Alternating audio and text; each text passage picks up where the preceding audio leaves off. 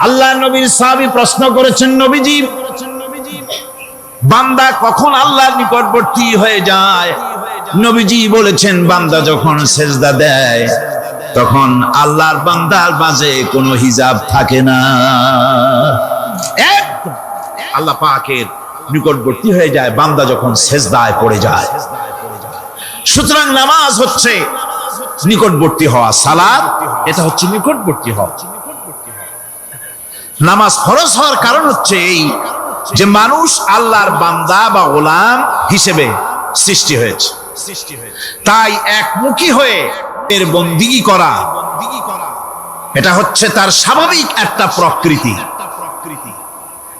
আল্লাহ রাব্বুল আলামিন এই প্রকৃতির দাবি মিটাবার জন্যই নামাজের ব্যবস্থা করেছেন। মানুষের ফিতরত, মানুষের নেচার, মানুষের ফিতরত হচ্ছে এই যে কারো না কারো কাছে মাথা নত করা,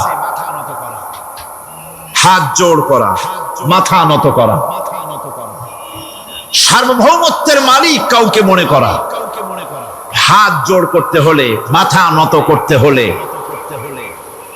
সার্বভৌমত্বের মালিক হিসেবে কাউকে গ্রহণ করতে হলে আল্লাহর বিকল্প কেউ আছে নাকি? ইসলামের মূল দাওয়াতটা হলো ফিতরত অনুযায়ী দাওয়াত দেওয়া হয়েছে, মানুষ যেন মাথা নত করে, গোলামি করে। এজন্য আল্লাহ রাব্বুল আলামিন বলেছেন যে আমি মানুষ এবং জিনকে সৃষ্টি করেছি, তার কারণটাই হলো মা খালাকতুল জিন্না ওয়াল ইনসা ইল্লা লিয়াবুদুন। মানুষ আর জিন জাতিকে সৃষ্টি করা হয়েছে ইবাদতের জন্য, গোলামির জন্য। ইবাদত আর গোলামি এটাই করতে হবে, গোলামি করতে হবে, দাসত্ব করতে হবে। আর এই দাসত্ব, আল্লাহর আনুগত্যই গোলামির দাওয়াত দিয়েছেন দুনিয়ার সব নবীরা। কোন নবী বলেন নাই যে আমার গোলামি করো। কেউ বলেছেন? বলেন জোরে, কেউ বলেছেন? আল্লাহ পাক বলেন, ওয়ালাকাদ বা'আসনা ফি কুল্লি উম্মাতির রাসূলা আন ইবুদুল্লাহা ওয়াজতানিবুত তাগুত। প্রত্যেক জাতির জন্য আমি রাসূল প্রেরণ করেছি, তারা মানুষকে দাওয়াত দিয়েছেন এই কথা বলে যে এক আল্লাহর গোলামি করো, তিনি ছাড়া কোনো ইলাহ নাই, আইন দাতা নাই, বিধান দাতা নাই, তার গোলামি, তার সামনে মাথা নত করে। নামাজ হচ্ছে তাওহীদের অবশ্যম্ভাবী এক বহির্প্রকাশ। তাওহীদের জন্য তাওহীদবাদী মানুষ যারা, তাদেরকে নামাজ আদায় করতেই হবে। আকীদা বিশ্বাসের দিক থেকে তাওহীদ যদি হয় পুরা দ্বীনের মূল উৎস, তাহলে আমলের দিক থেকে নামাজ হচ্ছে পুরা দ্বীনের মূল ভিত্তি। নামাজ হচ্ছে আমলের মূল ভিত্তি। এর বাস্তবায়ন ছাড়া দ্বীন পূর্ণ হয় না। নামাজ মুমিনের কেবলমাত্র একটি উত্তম আমলই নয়, বরং নামাজ হচ্ছে ঈমানের মূল ভিত্তি। যার কাছে নামাজ নাই তার কাছে কিছুই নাই। রাসূল করিম সাল্লাল্লাহু আলাইহি ওয়াসাল্লাম বলেছেন যে নামাজ যে ব্যক্তি পড়ে না, আল্লাহ পাকের সাথে তার কোনো সম্পর্ক বাকি থাকে না। সুতরাং এই নামাজটা হচ্ছে যে একমাত্র একাগ্র চিত্তে আদবের সাথে আল্লাহর সামনে রুজু হয়ে যাও। কোরআনে কারীম বলছি, মুনিবিনা ইলাইহি ওয়াত্তাকুহু ওয়া আকিমুস সালাতা ওয়া লা তাকুনু মিনাল মুশরিকিন। তোমরা আল্লাহর দিকে রুজু হয়ে যাও এবং তাকে ভয় করে অন্যায় কাজ থেকে বিরত থাকো, আর নামাজ কায়েম করো, মুশরিকদের অন্তর্ভুক্ত হয়ে যেও না। নামাজ কায়েম করা, নামাজের আদেশ কোরআনে কারীমের মধ্যে আল্লাহ পাক বহু জায়গায় করেছেন। ঈমানের পর নামাজই হচ্ছে সবচেয়ে বড় জরুরি। একজন মানুষ ঈমান আনলো, যেমন কালকে একজন ঈমান এনেছে, ঈমান আনার সাথে সাথে তার প্রথম কাজ কি বলুন? বলেন প্রথম কাজ কি? ফজরের নামাজের আগে একজন ইসলাম কবুল করলেন, তার প্রথম দায়িত্ব নামাজকে আদায় করে দেওয়া, ফজরের নামাজ পড়া। জোহরের আগে কেউ ঈমান আনলো, তার প্রথম দায়িত্ব জোহরের নামাজ আদায় করা। আসরের নামাজের আগে ঈমান এনেছে, তার প্রথম দায়িত্ব হলো আসরের নামাজ আদায় করা। তার মানে হলো ঈমান আনার পর একজন ঈমানদারের প্রথম দায়িত্ব হচ্ছে নামাজ। গুরুত্বপূর্ণ বিষয়, খুব ভালো করে শুনতে হবে, ইয়াদ রাখতে হবে প্রত্যেকটি মুসলমানের। এই নামাজ কি জিনিস, কেমনে আদায় করতে হবে, আদায় না করলে কি হবে, গুরুত্বপূর্ণ এই কথাগুলি প্রত্যেকের স্মরণ রাখতে হবে। কিয়ামতের দিন মানুষ যে জাহান্নামে যাবে, জাহান্নামের জন্য, জাহান্নামে যে সব কারণে যাবে তার মধ্যে বড় কারণ কালকে বলেছিলাম, দেখি মনে আছে নাকি? বড় কারণ কয়টা? কয়টা? আলহামদুলিল্লাহ মনে আছে। আল্লাহ রাব্বুল আলামিন বলেন, ইয়াতাসাআলুনা আনিল মুজরিমিন, কিয়ামতের দিন অপরাধীদেরকে জিজ্ঞেস করা হবে, মা সালাকাকুম ফি সাকার, জাহান্নামে কেন আসছো? জবাবে তারা বলবে, قالوا لم نكن من المصلين ولم نكن نطعم المسكين, নামাজ পড়ি নাই আর এতিম মিসকিনদের খেতে দেই নাই, এই কারণেই জাহান্নামে এসেছি। কল নাউযুবিল্লাহ। নামাজ যারা পড়বে না জাহান্নামে যেতে হবে। কোথায় যেতে হবে? আকীদাগত দিক থেকে ঈমান হলো তাওহীদের স্বীকৃতি, আর আমলের দিক থেকে নামাজ হচ্ছে তাওহীদের বহিঃপ্রকাশ। আপনি মুসলমান তা প্রমাণ হবে নামাজ দিয়ে। নামাজহীন ঈমানের দাবি মূল্যহীন। যার নামাজ নাই তার ঈমানের দাবি করার কোনো মূল্যই নেই। অনেক এরকম কথা বলে, হুজুর আমি মানুষটা নিতান্ত খারাপ না, যাই মনে করে, গ্রামে রাস্তা বানাইছি, ব্রিজ করে দিয়েছি, কালভার্ট করেছি, এতিম মিসকিনদের তাও মাঝে মধ্যে খাবার দেই, বিধবারে কাপড় চোপড় দেই, মানুষটা আমি নিতান্ত খারাপ না, তবে এই মাঝে মধ্যে একটু নামাজ পড়ি না, তাতে কি আমার ঈমান নষ্ট হয়েছে নাকি? আমি বলি, ভাই ঈমানই তো নাই, নষ্ট হবে কি? ঈমান থাকলে না নষ্ট হবে? ঈমান নাই। সুতরাং একজন মুসলমান যদি নামাজ না পড়ে নিজেকে মুসলমান বলে দাবি করার কোন হক তার না, দাবি করার অধিকার। নামাজ হচ্ছে জিন্দেগি, নামাজটাই মূলত জিন্দেগি। নামাজটা কি? জিন্দেগি। আল্লাহ রাব্বুল আলামিন শিখাচ্ছেন, কুল ইন্না সালাতি ওয়া নুসুকি ওয়া মাহইয়ায়া ওয়া মামাতি লিল্লাহি রাব্বিল আলামিন। মুহাব্বতের সাথে সবাই পড়েন, কুল ইন্না সালাতি ওয়া নুসুকি ওয়া মাহইয়ায়া ওয়া মামাতি লিল্লাহি রাব্বিল আলামিন। বলো আমার নামাজ, বলো আমার নামাজ, আমার কোরবানি, আমার হায়াত, আমার মত সবকিছুই আল্লাহ রব্বুল আলামিনের জন্য নিবেদিত। আমার বেঁচে থাকা, আমার মরে যাওয়া সব আল্লাহর জন্য। সে আল্লাহ রব্বুল আলামিন, তার জন্য সবকিছু নিবেদিত করতে হবে। আল্লাহ পাকের গোলাম আমাদের বানিয়েছেন, আল্লাহ আমাদের গোলামি করা লাগবে। আর গোলামির নমুনা যাকাত দিয়া, হজ দিয়া, দান দিয়া, সদকা দিয়া, কোন জিনিস দিয়ে নামাজের মতো গোলামির উৎকৃষ্ট প্রমাণ বা নমুনা আর কিছুতে নাই। আমি যে গোলাম, তার উৎকৃষ্ট প্রমাণ হচ্ছে নামাজ। নামাজেই একটা মানুষ গোলামির অনুভূতিতে তাকে নিয়ে যায়। বাদশাহ হোক, মন্ত্রী হোক, পীর হোক, মওলানা হোক, মুহাদ্দিস হোক, বড় লোক হোক, গরিব হোক, পুরুষ হোক, নারী হোক, যাই হোক, নামাজে দাঁড়াইলো, একেবারে কান্ডারে ধরিয়া, কানের কাছে হাত দিয়া, হাত দুটো বাঁধিয়া, মাথা নিচের দিকে দিয়ে দাঁড়ায় গেল। কিসের মতো? আসামির মতো, গোলামের মতো। সুবহানাল্লাহ। এদিক ওদিক তাকাইতে পারবা না, চোখটা থাকবে সেজদা যেখানে দিবা সেখানে। তাকানো নিষেধ, সেজদার দিকে তাকাও। এরপরে যখন রুকুতে গেলেন, গোলামের নমুনা হয়ে গেল। গোলামের এরকম মাথা নিচু করে থাকতে হয় প্রভুর সামনে। গেলেন রাজা, বাদশা, বড় লোক, সব অহংকার চূর্ণ হয়ে গেল। নাক আর কপাল দিয়া আমার মাবুদের দরবারে মাথাটা লাগাই দিলাম জমিনের উপরে। সুবহানাল্লাহ। আমি আমার ভাষায় বলি, আমি আমার ভাষায় কথাটা এভাবে বলি, এই জমিনটা যদি কাগজ হয় আর আমার নাকটার কপালটা যদি কলম হয়, তাহলে আমি যে গোলাম দৈনিক 5 বার আমার নাক আর কপাল দিয়া জমিন নামক কাগজের উপরে, দাস খতের উপরে দৈনিক 5 বার নাক আর কপাল দিয়া সই করে দেই, আল্লাহ আমি তোমার গোলাম আর কারো গোলাম নই, আমি একমাত্র তোমার গোলাম।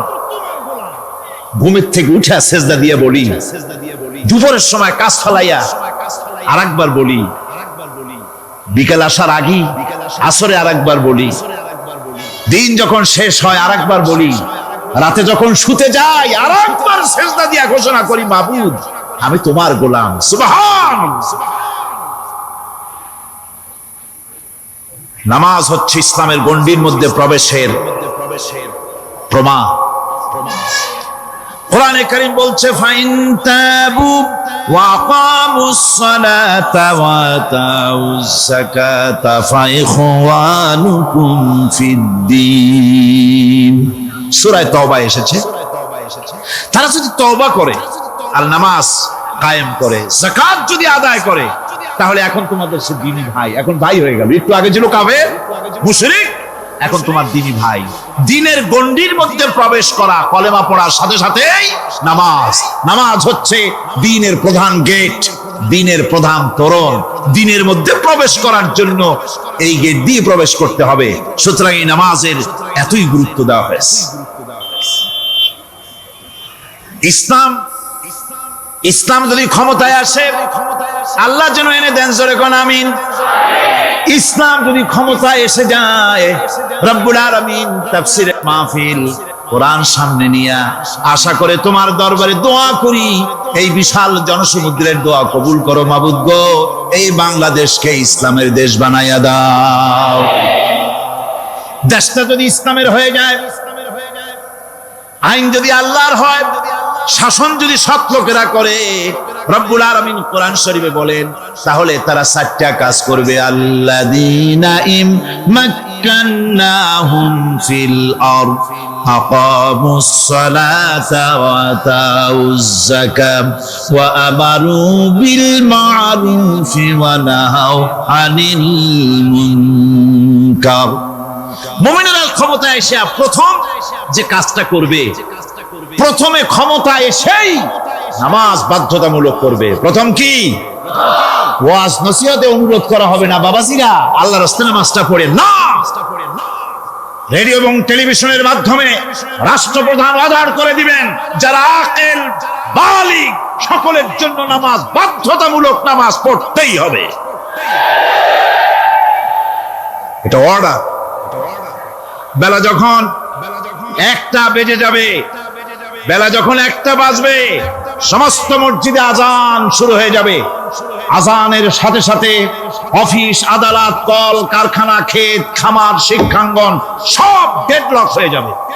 আধা ঘন্টার জন্য বন্ধ হয়ে যাবে। যারা মুসলমান অফিসে, কলেজে, ইউনিভার্সিটিতে, সর্বত্র তারা নামাজের জন্য প্রস্তুতি নেবেন। আধা ঘন্টার ভিতরে নামাজ আর খানা সেরে আবার কলেজ চলবে, বিশ্ববিদ্যালয় চলবে, কল চলবে, কারখানা চলবে, ক্যান্টনমেন্ট চলবে, সেক্রেটারিয়েট চলবে, সব আপন গতিতে চলতে থাকবে। আল্লাহর রহমত, বরকত আকাশ ফেরে নাজিল হয়ে যাবে। আর এই অর্ডার যে দেওয়া হবে, নামাজ পড়বেন, নামাজ পড়বেন সেখানে। থানায় যখন আজান হবে, থানায় আজান হয়ে গেছে, থানার স্টাফ, পুলিশ যারা আছে জামাতে খাড়া হয়ে যাবে, ইমামতি করবেন ওসি সাহেব। এসপির অফিসে এসপি সাহেব ইমামতি করবেন, ডিসি সাহেব তার অফিসে ইমামতি করবেন। মন্ত্রী সেক্রেটারিয়েট ইমামতি করবেন, প্রেসিডেন্ট বঙ্গভবন ইমামতি করবেন, বিশ্ববিদ্যালয়ের ভাইস চ্যান্সেলরের ইমামতিতে সে জায়গার মুসলমান ছাত্র ছাত্রী, শিক্ষক শিক্ষয়িত্রী এক জামাতে নামাজ আদায় করবে। এই যদি হয় চিত্র দেশের, অপরাধ থাকবে? থানায় ওসি সাহেব নিজেই যদি জামাতের ইমামতি করেন, এইভাবে নামাজ আদায় করেন পুলিশদের নিয়ে জামাতে, ঘুষ আর খাবে তারা? এসপি সাহেবের অফিসে, ডিসি সাহেবের অফিসে মন্ত্রীরা যদি এভাবে নামাজ কায়েম করে, তাহলে কি অন্যায় অপরাধ কিছু থাকবে সমাজে? থাকবে না। সুতরাং নামাজ বাধ্যতামূলক করে দেওয়া হবে। নামাজ বাধ্যতামূলক, সকলকে নামাজ পড়তে হবে। নামাজ হচ্ছে অপকর্মের প্রতিবন্ধক। নামাজ পড়লে অন্যায় কাজ থেকে বাঁচার পর, অন্যায় থেকে বাঁচাই কিসে? নামাজ। আল্লাহ রাব্বুল আলামিন বলেন, উতলু মা উহিয়া ইলাইকা মিনাল কিতাবি ওয়া আকিমিস সালাম ইন্নাস সালাতা তানহা আনিল ফাহশাই ওয়াল মুনকার। হে নবী, এই কিতাব তেলাওয়াত করো, যা তোমার প্রতি অবতীর্ণ করা হয়েছে, এই কিতাব তেলাওয়াত করো আর নামাজকে প্রতিষ্ঠা করো। নিঃসন্দেহে নামাজ মানুষকে পাপাচার থেকে বাঁচায়া দেয়। অশ্লীলতা, পাপাচার থেকে মানুষকে বাঁচায় কে? জোরে চিল্লায় এখন কে? এই নামাজ মানুষকে অন্যায় কাজ থেকে বাঁচায় দেয়। নামাজ যে মানুষকে অন্যায় কাজ থেকে বাঁচায়, কেমনে বাঁচায়? আমরা যে নামাজ পড়ি, এই নামাজে তো আমাদেরকে অন্যায় কাজ থেকে বাঁচাইতে পারে না। নামাজি বহুত মানুষ আছে অন্যায় করে, করে কিনা? কোন না করে না? করে। নামাজি অথচ অন্যায় করে। আর আল্লাহ বলছেন নামাজিকে, নামাজ তাকে অশ্লীলতা থেকে ফিরায়। তাহলে কথা কাটটা ঠিক? আল্লাহটা জোরে বলেন, কাটটা ঠিক? অবশ্যই আমার আল্লাহর কথা হক। আমি ভুল করতেছি, আমি যেন কোথাও ভুল করতেছি, সামথিং ইজ রং, কোথাও যেন আমরা ভুল করে বসতেছি, সেই ভুলটা কি আমরা আবিষ্কার করতে চেষ্টা করবো ইনশাআল্লাহ। প্রথম যে কথাটা সেটা হচ্ছে যে আমরা যা নামাজে পড়ি আমরা তা বুঝি না। কথা ঠিক কিনা? আমি যদি এখন প্রশ্ন করি সামি আল্লাহু লিমান হামিদা অর্থ কি, কোন ফার্স্ট ডিভিশনে কয়েকটা লেটার নিয়ে ফেল করবেন এরকম লোক আছেন না নাই? সুবহান রাব্বিয়াল আলা অর্থ কি জানি না। সুবহান রাব্বিয়াল আযীমের অর্থ কি জানি না। দোয়া কুনুত অর্থ কি জানি না। তাশাহুদ অর্থ কি জানি না। সূরা ফাতিহার অর্থ কি জানি না। এমন কি উযুর মধ্যে কয়টা ফরজ তা অনেকের জানা নাই। কথা কি বেশি বললাম না ঠিক বলছি? একজনে জিজ্ঞেস করলো, মিয়া উযুতে কয় ফরজ? ভাই হুজুর কি মনে করেন এটা বুঝি জানি না, এটা তো সাধারণ ব্যাপার, বলেন না কয় ফরজ? উযুতে তো 17 ফরজ। কি কি কয়? হাত ধোয়া, পাও ধোয়া, মুখ ধোয়া, নাক ধোয়া, চোখ ধোয়া, জিহ্বা ধোয়া, মাথা ধোয়া।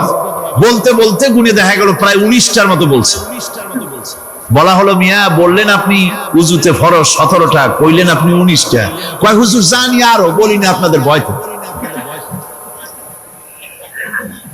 উযু জানে না, নামাজ জানে না, তাকে এই নামাজ কেমনে ফিরাবে অন্যায় কাজ থেকে? কথা বুঝতে পেরেছেন?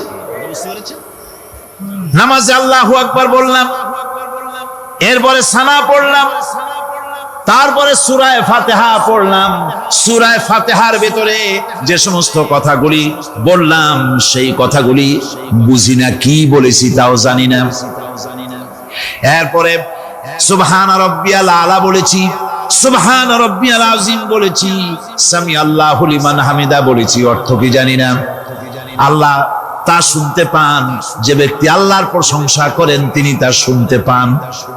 নামাজের মধ্যে আইডিয়া দেওয়া হচ্ছে, তুমি যে আল্লাহর জন্য নামাজ পড়তেছো, প্রশংসা করতেছো, এটা এমন নয় যে আল্লাহ পাক দেখছেন না বা শুনতেছেন না। তুমি যা বলতেছো, প্রশংসা করতেছো, আল্লাহ পাক তা শুনতে পাচ্ছেন। সামি আল্লাহু লিমান হামিদা, সুবহান রাব্বিয়াল আলা। আমি মহান সর্বশ্রেষ্ঠ আল্লাহ রাব্বুল আলামিনের পবিত্রতা ঘোষণা করছি, আমি তার প্রশংসা করছি। সূরা ফাতিহার কি আমরা বলি আপনারা ব্যাখ্যা দেখে বুঝে নিন, সেগুলি আমি এখানে বলে বাকি কথা সব শেষ করতে পারবো না। নামাজে কি পড়েন সেটা যদি জানতেন অবশ্যই আল্লাহ রাব্বুল আলামিনের কথা কার্যকরী হয়ে যেত। ইন্নাস সালাতা তানহা আনিল ফাহশাই ওয়াল মুনকার। নামাজ মানুষকে পাপের কাজ অশ্লীলতা থেকে ফিরাতে পারে। আল্লাহ ইন্না বসায়ছেন, নিশ্চয়ই, বেশক, অবশ্যই নামাজ পাপ থেকে ফিরাবে। কিন্তু কেমনে ফিরাবে নামাজ তো বুঝি না, নামাজ তো বুঝি না। খালি সেজদা দেয় জনমের মতো। আর সেজদা কি? নামাজে যদি দেখে ইমাম দেরি করতেছে, আত্তাহিয়াত পড়তে দেরি হয়ে যাচ্ছে, পিছন থেকে সিগন্যাল মারে, ঠিক কিনা? বেয়াদব, বেয়াদব। তোমার নামাজ, তোমার আত্তাহিয়াত আগে শেষ হয়েছে, তাতে কি হয়েছে? চুপ করে বসে থাকো। ইমামকে কাশি দিয়া সতর্ক করার অধিকার তোমার নাই। যদি ইমামকে সতর্ক করার জন্য কাশি দিয়ে থাকো, তোমার নামাজ ফাসেদ হয়ে যাবে। এটা ফাজলামি করার জায়গা না, এটা নামাজ। এর নাম কি? ধীরে সুস্থে নামাজ পড়তে হবে। অনেকে মসজিদটারে মনে করে জেলখানা, ঢুকতে যত দেরি, বেরোতে পারলে যেন বাসে যান ছটফট করে। সিনেমার মধ্যে গিয়ে ঘন্টার পর ঘন্টা বসে থাকে, খারাপ লাগে না? মসজিদে কেরাত যদি একটু লম্বা পড়ে, পিছনে বসে খালি কি যে করে, মনে মনে বলতে থাকে যে ইমাম এমন কাঁচা ছাড়া ছাড়ি না। আর গান যখন শোনে শুনতেই থাকে, কত মজা। ঘুম আসে না, নাউযুবিল্লাহ। সুতরাং নামাজে কি পড়েন সেটা আপনাকে বুঝতে হবে। সঠিকভাবে নামাজ পড়ার পরও যদি কোন মানুষের সঠিকভাবে, ভালো করে শোনেন, সঠিকভাবে নামাজ পড়ার পরেও যদি কোনো মানুষ পাপের থেকে না ফিরে, তাহলে বুঝতে হবে একথা, পানি আর সাবান দিয়া কাপড় ধুলে কাপড়ের ময়লা যাবে, কিন্তু পানি আর সাবান দিয়া কয়লা জনমের মতো ধুইলেও কয়লার ময়লা যাবে না। কথা বুঝে আসছে? এর থেকে আর উত্তম দৃষ্টান্ত আমার কাছে নাই। নামাজ পড়ার পরেও যদি চরিত্র ভালো না হয়, বুঝতে হবে নামাজ হচ্ছে না, কাঙ্ক্ষিত মানের নামাজ আদায় হচ্ছে না। আল্লাহর নবী বলেছেন, যার নামাজ পাপ কাজ হতে ফিরাতে পারলো না, তার নামাজ নামাজি নয়। আবার শুনুন, রাসূল বলছেন, যার নামাজ তাকে পাপের কাছ থেকে ফিরাতে পারলো না, তার নামাজ নামাজ নয়, ওইটা নামাজ হয় নাই, যার জন্য তার পাপ থেকে তারে ফিরাইতে পারছে না। আর কিয়ামতের দিন বেনামাজিরা সবচাইতে বেশি অপমানিত হবে। সবচাইতে বেশি অপমানিত হবে কারা? বেনামাজিরা। কিভাবে?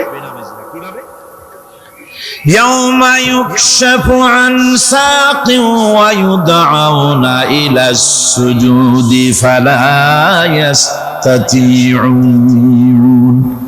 সেদিন কঠিন সময়, আল্লাহ রাব্বুল আলামিন লোকদেরকে সিজদা করার জন্য বলবেন, কিন্তু যারা বেনামাজি ছিল দুনিয়ায়, তারা সিজদা দিতে পারবে না। বলেন নাউযুবিল্লাহ। অবস্থাটা কি হবে? খাশিআতান আবসারুহুম তারহাকুহুম যিল্লাহ। তাদের দৃষ্টি নিচু হবে, লাঞ্ছনা এবং অপমান তাদের উপরে চেপে বসবে, সিজদা দিতে পারবে না। আল্লাহ আমাদেরকে ক্ষমা করুন।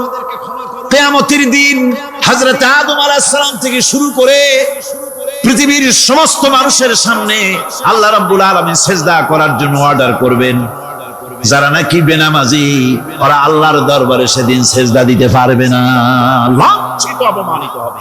জোরে বলেন নাউযুবিল্লাহ।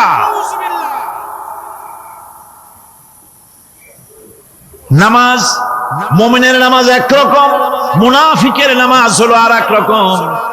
মুনাফিকরাও নামাজ পড়ে, পড়ে কিনা কোন? মুনাফিকেরাও নামাজ পড়ে।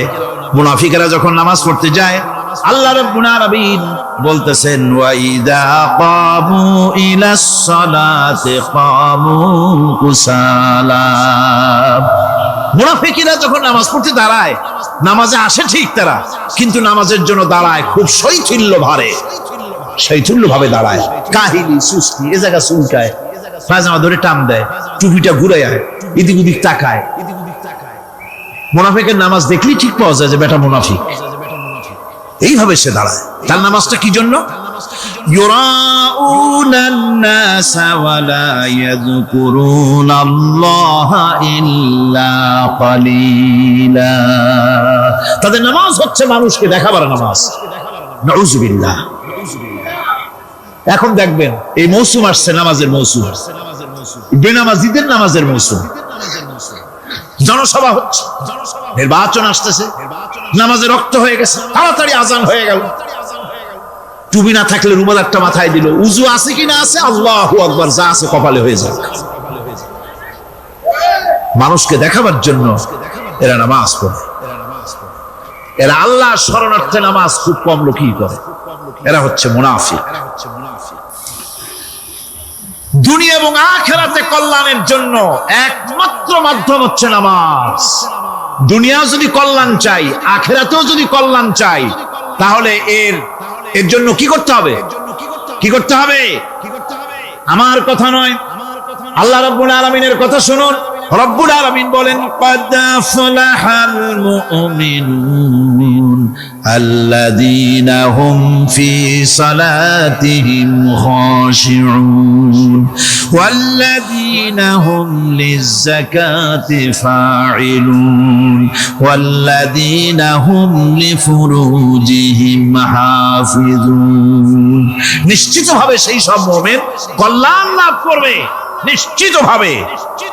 তারা হচ্ছে ওই সব লোক যারা নিজেদের নামাজ ভীতি মিশ্রিত বিনয় ভাবে, ভীতি মিশ্রিত অবস্থায় বিনয়ের সাথে যারা নামাজ আদায় করে, যারা বেহুদা কাজ থেকে বিরত থাকে, যারা যাকাতের পন্থায় কর্মতৎপর হয়, আর যারা নিজের লজ্জাস্থানকে হেফাজত করে। এরপরে আল্লাহ পাক বলেন, টাটকা সুখগুলি, আরামগুলি যারা বর্জন করে আল্লাহ রাব্বুল আলামিনকে বিশ্বাস করে যারা জীবন পরিচালনা করেছে, আল্লাহ পাক তাদের জন্য জান্নাত রেখেছেন।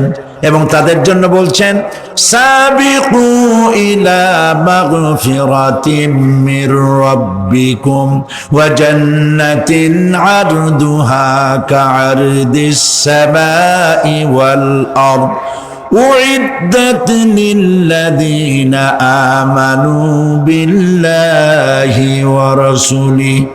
আল্লাহ পাক বলেন, প্রতিযোগিতা করো আল্লাহর মাগফিরাত কামনার জন্য আর জান্নাতে যাওয়ার জন্য প্রতিযোগিতা করো, তাহলে আল্লাহ রাব্বুল আলামিন তোমাদেরকে ক্ষমা করবেন আর তোমাদের জন্য এমন জান্নাত দিবেন যেই জান্নাত আকাশের বিশালতার জমিনের বিশালতার মতো।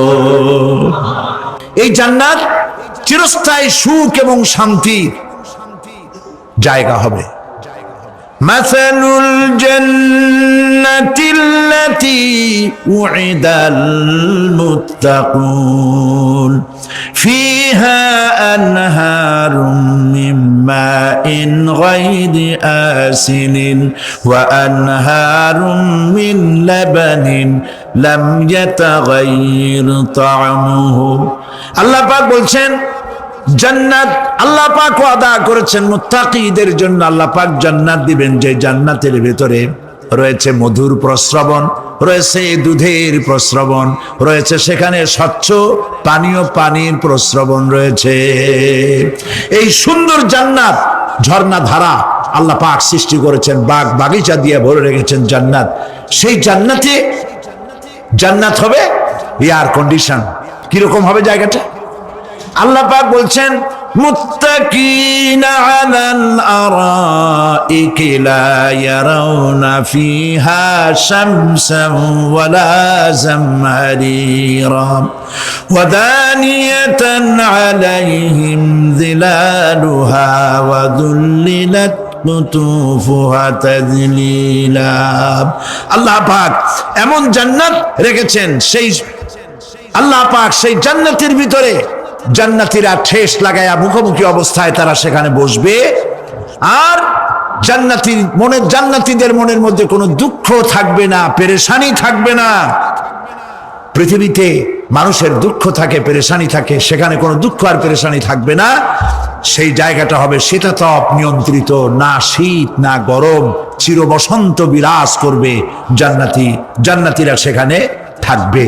এই সুন্দর জান্নাত আল্লাহ পাক রেখেছেন মুত্তাকীদের জন্য। সুবহানাল্লাহ। কাফেরদের জন্য জান্নাত হবে জাহান্নাম হবে চিরকাল, খালিদিনা ফিহা আবাদান, চিরকাল কাফেররা জাহান্নামে থাকবে।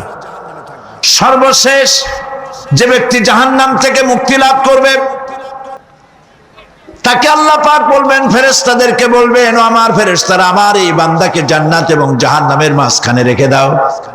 জান্নাত এবং জাহান্নামের মাঝখানে লোকটি যখন থাকার জায়গা পাবে, সে জান্নাতের দিকে তাকায়া দেখবে আর কাঁদতে থাকবে। আল্লাহ পাক জিজ্ঞেস করবেন, বান্দারে, যুগের পর যুগ ধরে জাহান্নামে কেঁদেছো, আমি রব্বুল আলামিন জাহান্নাম মাফ করে দিয়া জান্নাত জাহান্নামের মাঝখানে রেখে দিয়েছি, আযাব থেকে তো বেঁচে গেছো, এখন কান্দো কেন? লোকটি বলবে, রব্বুল আলামিন কান্দি এই কারণে, জাহান্নাম থেকে মাফ করেছো, তোমার শুকরিয়া আদায় করি। জান্নাত তো আমার কপালে নাই, কিসমতে নাই, কিন্তু জান্নাত আমি এখান থেকে দেখতে পাচ্ছি, জান্নাতের সুঘ্রাণ আমার নাকে আসতেছে, কপালে নাই যাওয়ার। আমি কাঁদি এই জন্য, তুমি যদি মেহেরবানি করে আমাকে জান্নাতের দরজার কাছে একটু দাঁড় করায় দিতা, প্রাণ ভরে তোমার জান্নাতের দৃশ্যটা একটু দেখতাম। আল্লাহ পাক তার আরজি পূরণ করবেন, বলবেন যাও, ফেরেশতাদের বলবেন এর জান্নাতের দরজার কাছে দাঁড় করায় দাও। জান্নাতের দরজার কাছে দাঁড়িয়ে লোকটি আবার কান্না শুরু করবে। আল্লাহ পাক প্রশ্ন করবেন, এবার কান্দো কেন? লোকটি বলবে, রব্বুল আলামিন কান্দি এই কারণে, জান্নাতের এই দরজায় দাঁড়ায়া জান্নাতের অফুরন্ত নেয়ামত কিছুই ভালো করে দেখা যায় না, শুধু অল্প জায়গা দেখি। যদি তুমি আমারে দয়া করে জান্নাতের মাঝখানে দাঁড় করায় দিতা, চতুর্দিকে তাকায়া তাকায়া দেখা কলিজারে ঠান্ডা বানাইতাম। তবে আমি ওয়াদা করি, জান্নাতের কোনো নাজ নেয়ামত, কোনো ফল আমি খাবো না, ধরবো না, সইব না। একটুখানি মেহেরবানি করে মাঝখানে দাঁড় করাইয়া দাও, জান্নারে ঠান্ডা করি। আল্লাহ রব্বুল আলামিন ফেরেশতাদের বলবেন, আমার এই বান্দারে জান্নাতের মাঝখানে দাঁড় করাইয়া দে। আল্লাহর নবী বলেন, জান্নাতের মাঝখানে দাঁড়িয়ে লোকটি আগের চাইতে আরো জোরে চিৎকার মেরে কাঁদতে থাকবে। আল্লাহ পাক বলবেন, বান্দারে কি হলো তোর? দরজার কাছে আসতে চাইছিলে, আইনা দিলাম।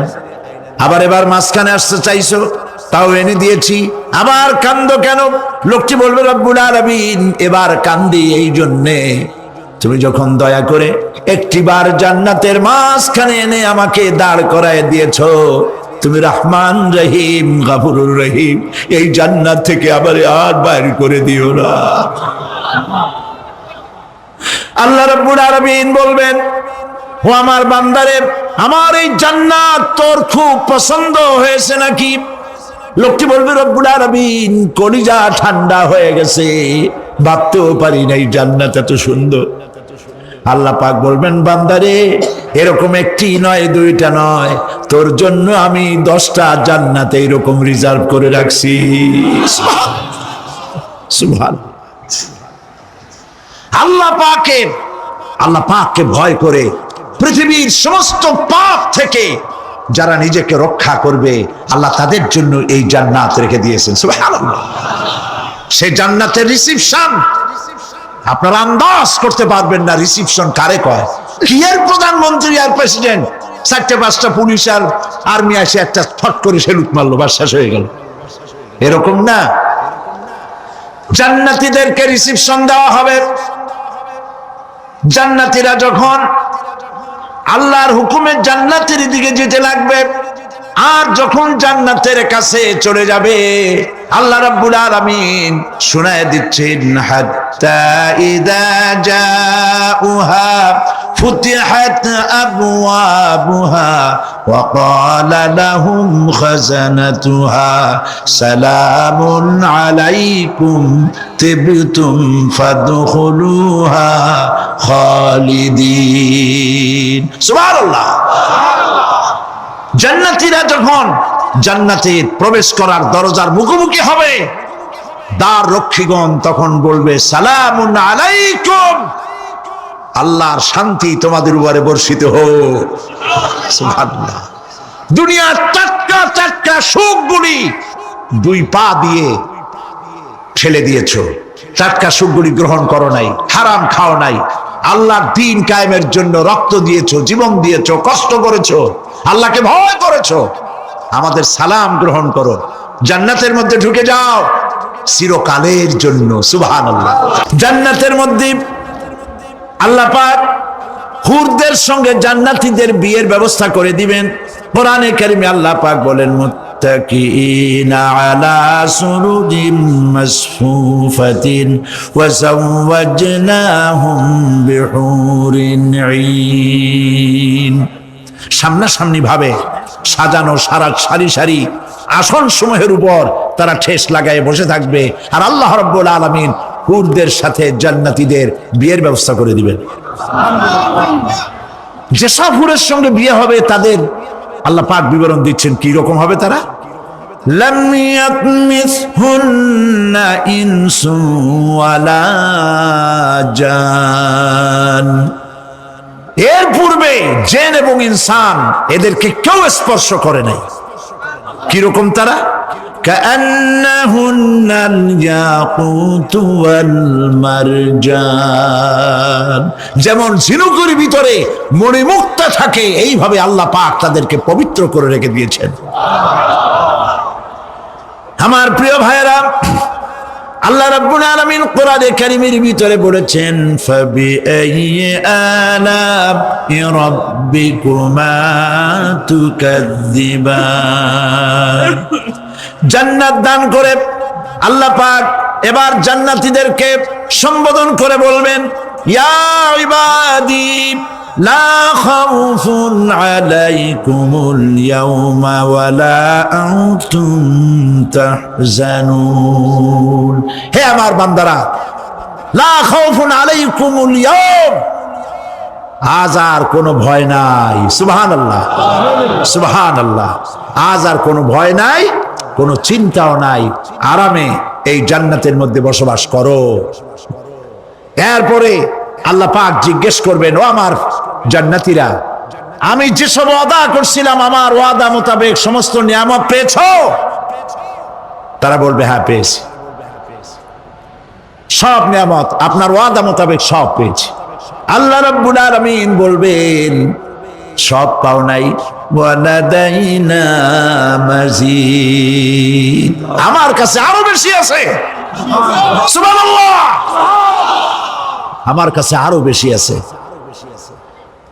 জান্নাতীরা বুঝবে না সে আরো বেশিটা কি, এর থেকে আর বেশি কি। প্রিয় ভাই সব, নবী করিম সাল্লাল্লাহু আলাইহি সাল্লাম বলেছেন, জান্নাতের সুখ আর শান্তি কোন চোখ নাই যা দেখেছে, যা কোন অন্তঃকরণ নাই যা কল্পনা করতে পেরেছে। এই জান্নাত মুত্তাকিদের জন্য আল্লাহ রাখছেন। সুবহানাল্লাহ। জান্নাতীরা ভাবতেও পারবে না সেই নিয়ামতগুলি কি। প্রিয় ভাই সব, সেই মুহূর্তে আল্লাহর নবী মুহাম্মদুর রাসূলুল্লাহ সাল্লাল্লাহু আলাইহি ওয়াসাল্লাম বলবেন, রব্বুল আলামিন, আমার উম্মতেরা জান্নাতীরা বুঝতে পারে নাই আপনার কাছে কি নিয়ামত আরো বেশি আছে। আমার এই উম্মতেরা জান্নাতীরা আপনার ওয়াদা মোতাবেক সব পেয়েছে, কিন্তু একটি জিনিস এখনো তাদের কিসমতে হয় নাই। সেই জিনিসটা হলো, যারা তার রবকে না দেখে শুধু কোরআন আর হাদিসের কথা শুনে আরবের ঘুম হারাম করে তাহাজ্জুদের নামাজ আদায় করেছিল, চোখের পানি ফেলেছিল, যারা জান্নাত দেখে নাই, জাহান্নাম দেখে নাই, আপনাকে ভয় করে যারা জীবন পরিচালনা করেছিল, যারা আপনাকে দেখে নাই, না দেখে শুধু কোরআন হাদিস বিশ্বাস করে যারা অকাতরে নিজেদের জীবন বিলায় দিয়েছিল, এই জান্নাতীরা এখন পর্যন্ত তার রবকে দেখতে পারে নাই। আল্লাহ রাব্বুল আলামিন তার সামনে থেকে ৭০,০০০ পর্দা সরে যাবে। আল্লাহ পাক বান্দাদের আরজি পুরা করার জন্য জান্নাতীদের সামনে তিনি জালোয়া ফরোজ হবে। কোরআন শরীফের ভিতরে আল্লাহ পাক বলেন, জান্নাতীরা তারা আল্লাহর দিকে, জান্নাতীরা তার রবের দিকে তাকিয়ে থাকবে, আর রব তার বান্দাদের দিকে তাকায়া থাকবে। জান্নাতীরা রবকে দেখবে, সুবহানাল্লাহ, আল্লাহ পাককে দেখবে।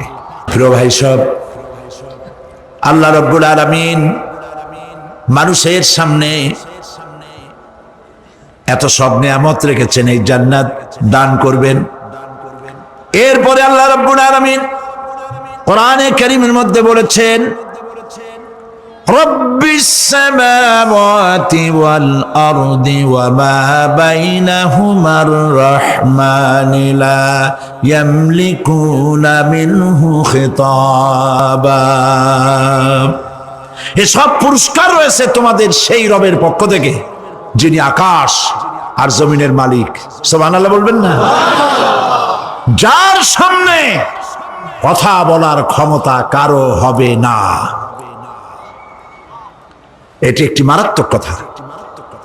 কিয়ামতের দিন আল্লাহর দরবারে কেউ কথা বলতে পারবে না আল্লাহর নির্দেশ ছাড়া। মনে থাকবে এটা? আয়াতুল কুরসির ভিতরে আমরা পড়ি, মান যাল্লাযী ইয়াশফাউ ইনদাহু ইল্লা বিইজনিহি। আল্লাহ পাক বলেছেন কিয়ামতের দিন আল্লাহর দরবারে কার সাহস আছে কথা বলতে পারে? মান যাল্লাযী ইয়াশফাউ ইনদাহু ইল্লা বিইজনিহি। আল্লাহর অর্ডার ছাড়া, হুকুম ছাড়া আল্লাহর সামনে কথা বলার সেদিন কেউ থাকবে না। সুবহানাল্লাহ। কেউ কথা বলতে পারবে না। সুপারিশ করতে হবে, আল্লাহ যারে বলেন তুমি করো, অমুকের জন্য করো, সেই ব্যক্তি শুধু তার জন্যই করতে পারবে, আর কেউ কথা বলতে পারবে না। সেই কঠিন হাসরের ময়দান, যেদিন শুধুমাত্র আল্লাহ পাক কথা বলবেন, আর যারে বলতে বলবেন সেই কেবলমাত্র বলতে পারবে। সুপারিশ এটি আল্লাহ পাক কিয়ামতে পারমিশন দিলে বলা যাবে। হযরত ইব্রাহিম আলাইহিস সালাম কিয়ামতের দিন তার নিজের পিতা সম্পর্কে সুপারিশ করবেন, রব্বুল আলামিন আমার আব্বার জন্য সুপারিশ করতেছি, মেহেরবানি করে জাহান্নাম থেকে তারে আপনি রক্ষা করুন। আল্লাহ রব্বুল আলামিন বলবেন, ইব্রাহিম তোমার সুপারিশ মঞ্জুর হবে না। প্রিয় ভাই সব, একটু মাথা খাটান, চিন্তা করেন। উলুল আযম পয়গম্বর, জাতির পিতা। কে জাতির পিতা? চিল্লায় বলুন, কলিজা সাফ করে ফেলুন। মুসলমানদের জাতির পিতা হাফিজ আবি কেউ হতে পারে না।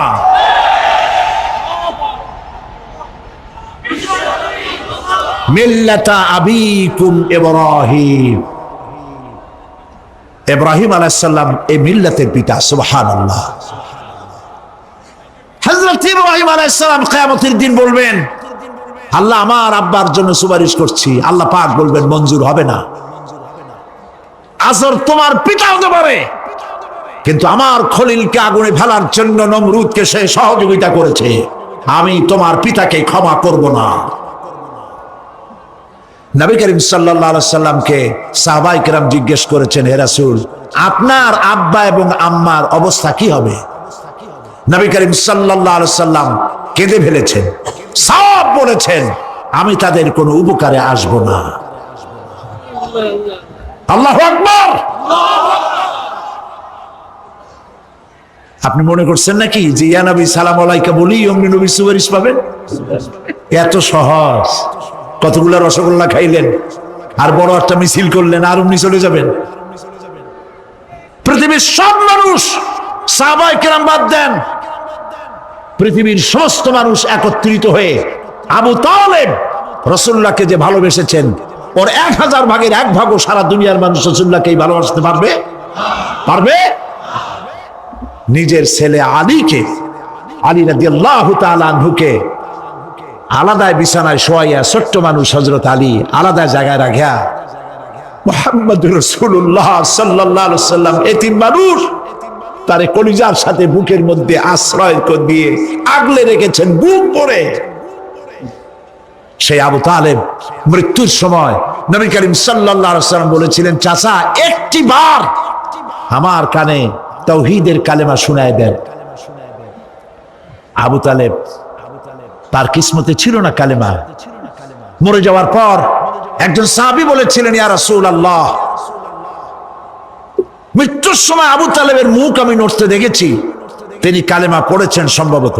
রাসূলুল্লাহ সাফ বলেছেন, আমি শুনি নাই। এত ভালোবাসার পরেও হাদিস শরীফে এসেছে আবু তালেব জাহান্নামে যাবে। কোথায় যাবে? জাহান্নামে। সবচাইতে কম আযাব হবে কার? আবু তালেবের। কম আযাবটা কি? হাদিস শরীফে এসেছে কম আযাব হলো জাহান্নামের আগুন দিয়ে এক জোড়া জুতা তৈরি করে আবু তালেবের পায়ে পরিয়ে দেওয়া হবে। সেই জাহান্নামের আগুনের তৈরি করা জুতার তাপে আবু তালেবের মাথা বক করে বউ পড়তে লাগবে। এত ভালোবেসে যদি কিয়ামতে উপায় না হয়, আপনি ইয়া নবী সালাম আলাইকা, ইয়া রাসূল সালাম আলাইকা, আর কতগুলো জিলাপি খাইলেন, বড় একটা মিছিল করলেন। প্রিয় ভাই সব, এইসব বিদআত ছাড়ুন, এগুলি সুস্পষ্ট বিদআত। রাসূলুল্লাহকে ভালোবাসবেন, সাহাবীরা যেভাবে ভালোবেসেছেন ওইভাবে ভালোবাসবেন।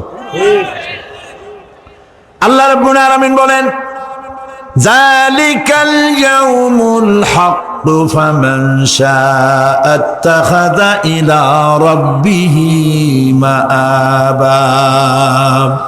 এই দিনটি অবশ্যই আসবে, সেদিনটি নিশ্চিতভাবে আসবে। আর এখন যার ইচ্ছা সে তার রবের দিকে অগ্রসর হোক। ইন্না আনজারনাকুম আযাবান করিবান ইয়াওমা ইয়ানজুরুল মার'উ মা কদ্দামাত ইয়াদাহু ওয়া ইয়াকুলুল কাফিরু ইয়া লাইতানি কুনতু তুরাবা। ইন্না আনজারনাকুম আযাবান করিবা, খুব নিকটবর্তী একটি আযাব সম্পর্কে আমি তোমাদেরকে সতর্ক করে দিলাম। কে বলতেছেন? আল্লাহ পাক। লক্ষ্য করুন আল্লাহ কি বলছেন, খুব নিকটবর্তী একটি কঠিন শাস্তি, আযাব অর্থাৎ কিয়ামত, এ সম্পর্কে আমি তোমাদেরকে সতর্ক করে দিলাম। ইয়াউমা ইয়ানজুরুল মার'উ মা কদ্দামাত ইয়াদা, সেদিন প্রত্যেকটি লোক যা সে পাঠিয়ে দিয়েছিল এখানে, অর্থাৎ যা করেছিল সেগুলি সে দেখতে পাবে। আর তখন ওয়ায়াকুলুল কাফিরু ইয়া লাইতানি কুনতু তুরাবা।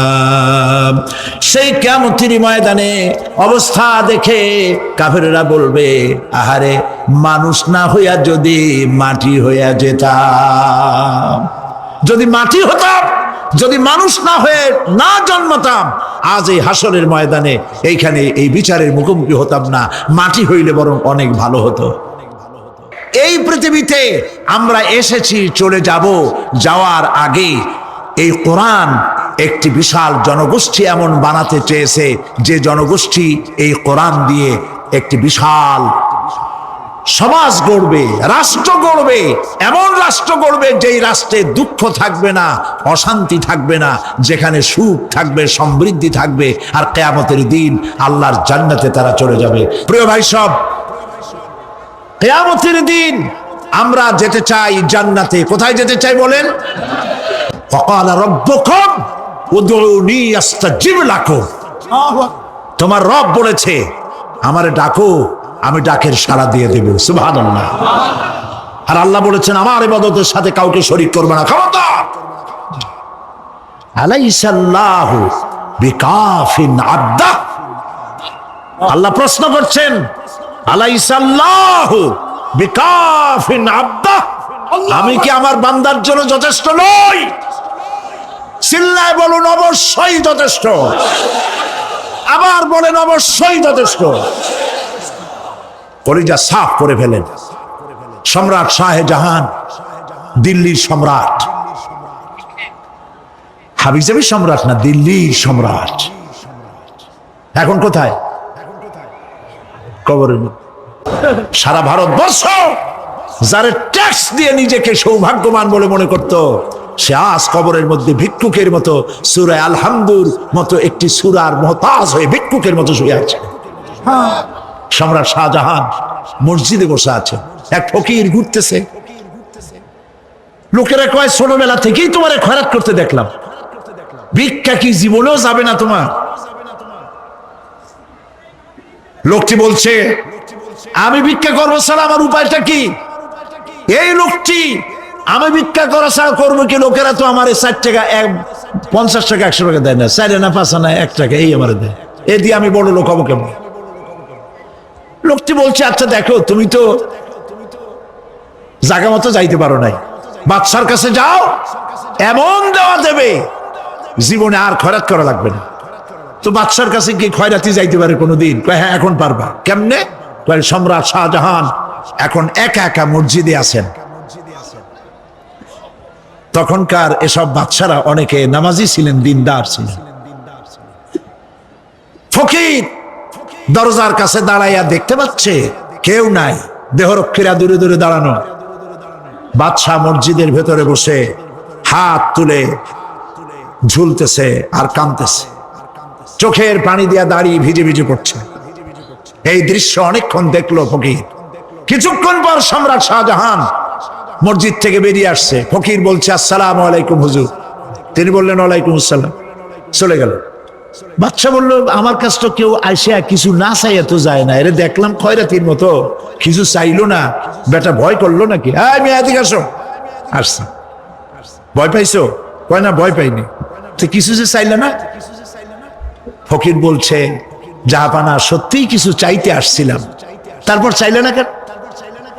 ফকির বলছে, জাহাপানা, সারা জীবন ভিক্ষা করেছি, আর আজ দিল্লি সম্রাটের কাছে বেশি পাওয়ার লোভে এসেছিলাম, কিন্তু আপনার দশা দেখা আমার জ্ঞানের চোখ খুলে গেছে। আমি লক্ষ্য করে দেখলাম, আমি সম্রাটের কাছে চাইতে এসেছি, হাত তুলি নাই, বিনয় প্রকাশ করি নাই, চোখের পানি ফেলি নাই, কিন্তু লক্ষ্য করে দেখলাম দিল্লির সম্রাট আমার চাইতেও বড় ভিক্ষুকের মতো। আবার কোন সম্রাটের কাছে হাত তুলে কান্দে? আমার জ্ঞানের চোখ খুলে গিয়েছে, আমি বুঝতে পেরেছি সম্রাট কান্দে যেই সম্রাটের কাছে, তারে ছাড়া আর কারো কাছে জীবনে চাইব না। এই কথাই সূরা ফাতিহায় প্রত্যেক দিন পড়ি, বুঝি না কি পড়ি। ইয়াকা না'বুদু ওয়া ইয়াকা নাস্তাঈন। আয় আল্লাহ, একমাত্র তোমার গোলামি করি আর তোমার কাছে সাহায্য চাই, তুমি ছাড়া কারো কাছে সাহায্য চাই না। কলিজা সাফ করুন। কোন মরা পীর, কোন জিন্দা পীর আপনার মনের আশা পুরা করতে পারবে না, পারবে না, পারবে না।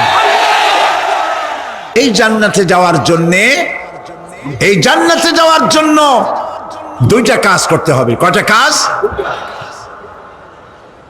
আল্লাহ রাব্বুল আলামিন বলেন, ফামান কানা ইয়ারজু লিকাআ রাব্বিহি ফালইআমাল আমালান সালিহান ওয়া লা ইউশরিক বিইবাদাতি রাব্বিহি আহাদা। আল্লাহ পাক বলেন, যে বাজারা আমার সঙ্গে দেখা করতে চায় কিয়ামতে, দুইটা কাজ করা লাগবে। বলেন কয়টা কাজ? একটা হলো নেক আমল। কি আমল বলেন? নেক আমল। নেক আমল কারে বলে? নেক আমল করতে হলে আবার দুইটা শর্ত লাগে। এক নম্বরে কাজটা করতে হবে আল্লাহরে খুশি করার জন্য। কারে খুশি করার জন্য? একটা মাদ্রাসা বানাইছি যাতে লোকেরা বলে যে বড় একটা মাদ্রাসা বানাইছে, এই জন্য মাদ্রাসা বানাবেন, মসজিদ বানাবেন, হসপিটাল বানাবেন, যা কিছু করেন নিয়ত হবে আল্লাহকে খুশি করা। নিয়ত হবে কারে খুশি করা? আল্লাহ পাককে খুশি করা। এই হলো নেক আমলের প্রথম শর্ত, কাজ হবে আল্লাহকে খুশি করার জন্য। দুই নম্বরে কাজটি হতে হবে সুন্নতে নববী সাল্লাল্লাহু আলাইহি ওয়াসাল্লামের উপরে। মনে থাকবে, দাড়ি রাখবো। কেন রাখবো? রাসূলের সুন্নত। রাখবো কারে খুশি করার জন্য? আল্লাহকে খুশি করার জন্য। রাখবো কার মতো?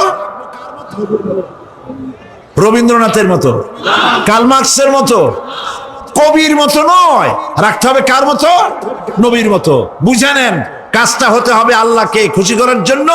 দুই নম্বরে কাজটা হতে হবে সুন্নতে নববী সাল্লাল্লাহু আলাইহি ওয়াসাল্লামের উপরে হতে হবে। তাহলে এই হলো এক নম্বর। জান্নাতে যাওয়ার জন্য, আল্লাহর সাথে দেখা করার জন্য এক নম্বরের কাজ হলো নেক আমল। বলেন এক নম্বরের কাজ কি? দুই নম্বরের কাজ ওয়ালা ইউশরিক বিইবাদাতি রাব্বিহি আহাদা।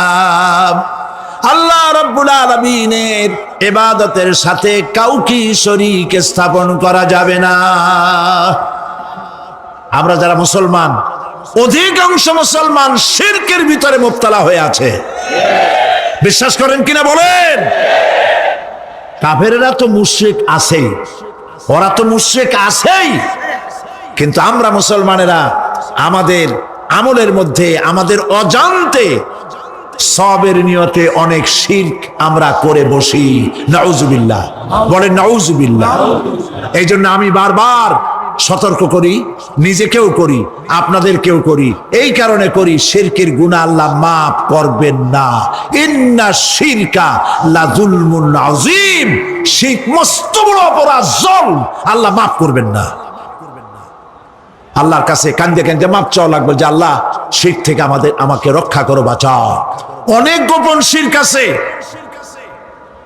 মাজারে যান, পীর সাহেবের কাছে যান, মনে যদি নিয়ত থাকে উনি ফু দিলে আমি ভালো হবই, উনি তাবিজ দিলে আমার বাচ্চা হবেই, উনি আমারে দয়া করলেই আমার ব্যবসায় উন্নতি হবেই, এইটার নাম শিরক। এটার নাম কি? ওয়াইজা সাআলতা ফাসআলিল্লাহ ওয়াইজা ইসতাআনতা ফাসতাইন বিল্লাহ। যা বলার আল্লাহরে বলো, আর যা চাওয়ার কার কাছে চাও? চিল্লায় বলেন। কলিজাটাকে পরিষ্কার করে যান আজকের মাহফিলে। এই কলিজায় কারো প্রতি কোনো ভয় রাখবো না আল্লাহ ছাড়া। ভয় করবো কারে বলেন? মহব্বত আল্লাহ ছাড়া, এত বেশি মহব্বত আর কাউকে করবো না। আল্লাহ তাআলা আমাদের কলিজায় তোমার ভয় এবং মহব্বত দিয়ে ভরে দাও। রাসূলের মহব্বত দিয়ে আমাদের দিলকে ভরে দাও। বিশ্বাস করুন ভাই সাহেব, কোরআন শরীফ আমার সামনে, বিশ্বাস করুন, দেশি পীর বিদেশি পীর, খাজা বাবা দেশি এবং বিদেশি, কেউ আপনার ভাগ্য বদলাই দিতে পারবে না। এর পিছনে দৌড়ায় দৌড়ায় কোনো লাভ নয়।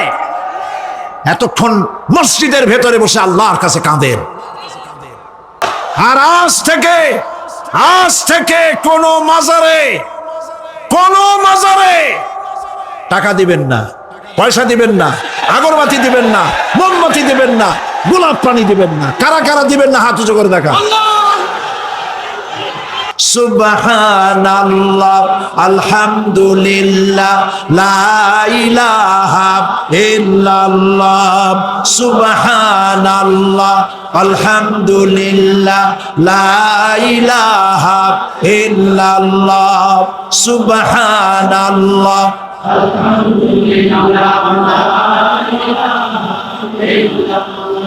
লা ইলাহা ইল্লাল্লাহ মুহাম্মাদুর রাসূলুল্লাহ। বনি ইসরাইলরা মিশর থেকে যখন বহিষ্কার হয়ে গেল, তাদের যখন পা রাখার কোনো জায়গা থাকলো না, বনি ইসরাইলরা মিশর থেকে যখন বহিষ্কার হয়ে গেল, এরপরে আল্লাহ পাক তারা যখন ধৈর্য অবলম্বন করলো, আল্লাহ পাক তাদের ব্যাপারে বলছেন, ওয়া আওরাসনাল কওমাল্লাযীনা কানু ইউসতাদআফুনা মাশারিকাল আরদি ওয়া মাগারিবাহা আল্লাতী বারাকনা ফিহা। আর তাদের স্থলে আমি নির্যাতিত লোকদেরকে প্রতিষ্ঠিত করলাম। পশ্চিম এবং উত্তরের তাদেরকে আমি পশ্চিম এবং পূর্বের উত্তরাধিকারী তাদেরকে বানায় দিলাম। বিরাট এলাকা তাদের হাতে আমি তুলে দিলাম। ওয়া তাম্মাত কালিমাতু রাব্বিকাল হুসনা আলা বানি ইসরাঈলা বিমা সাবারু। আর এভাবে করে আল্লাহ পাক তার কথাকে পূর্ণ করলেন বনি ইসরাইলদের উপরে। সবর এখতিয়ার করার জন্য, ধৈর্য ধরার কারণে আল্লাহ পাক রাষ্ট্রের মালিক তাদের বানায় দিলেন। জোরে করে সুবহানাল্লাহ। কোরআনে কারীম বলছি, বালা ইন তাসবিরু ওয়া তাত্তাকু ওয়া ইয়াতুকুম মিন ফাওরিহিম হাদা ইউমদিদুকুম রাব্বুকুম বিখামসাতি আলাফিন মিনাল মালাইকাতি মুসাউমিন।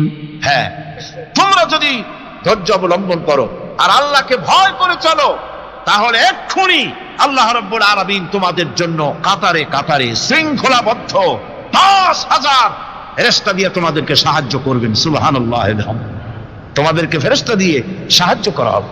তোমরা যদি সবর ইখতিয়ার করো, তাহলে সংখ্যা যদি কম হও, বেশি সংখ্যার উপরে জয়ী করে দেব।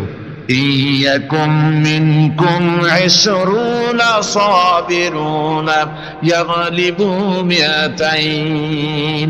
যদি তোমাদের ভিতরে ধৈর্যশীল 20 জন হয়, আমি 200 কাফেরের বিরুদ্ধে তোমাদেরকে জয়ী করে দেব। সুবহানাল্লাহ। তোমরা যদি হও ধৈর্যশীল 200 কি কয় 20 জন, 200 কাফেরের উপরে তোমরা জয়যুক্ত হয়ে যাবে। আর বিপদ আর মুসিবতে যারা ধৈর্য ধরে তাদের জন্য আল্লাহর পক্ষ থেকে সুসংবাদ। সুসংবাদ কাদের জন্য? ধৈর্যধারীদের জন্য।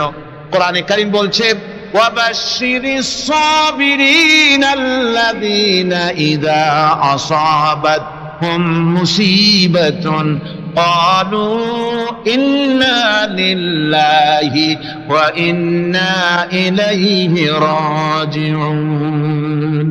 সুসংবাদ সেই সব ধৈর্যশালীদের জন্য যারা নাকি বিপদ এবং মুসিবতে আসলে যারা বলে, কি বলে? পড়েন আমার সাথে, ইন্না লিল্লাহি ওয়া ইন্না ইলাইহি রাজিউন।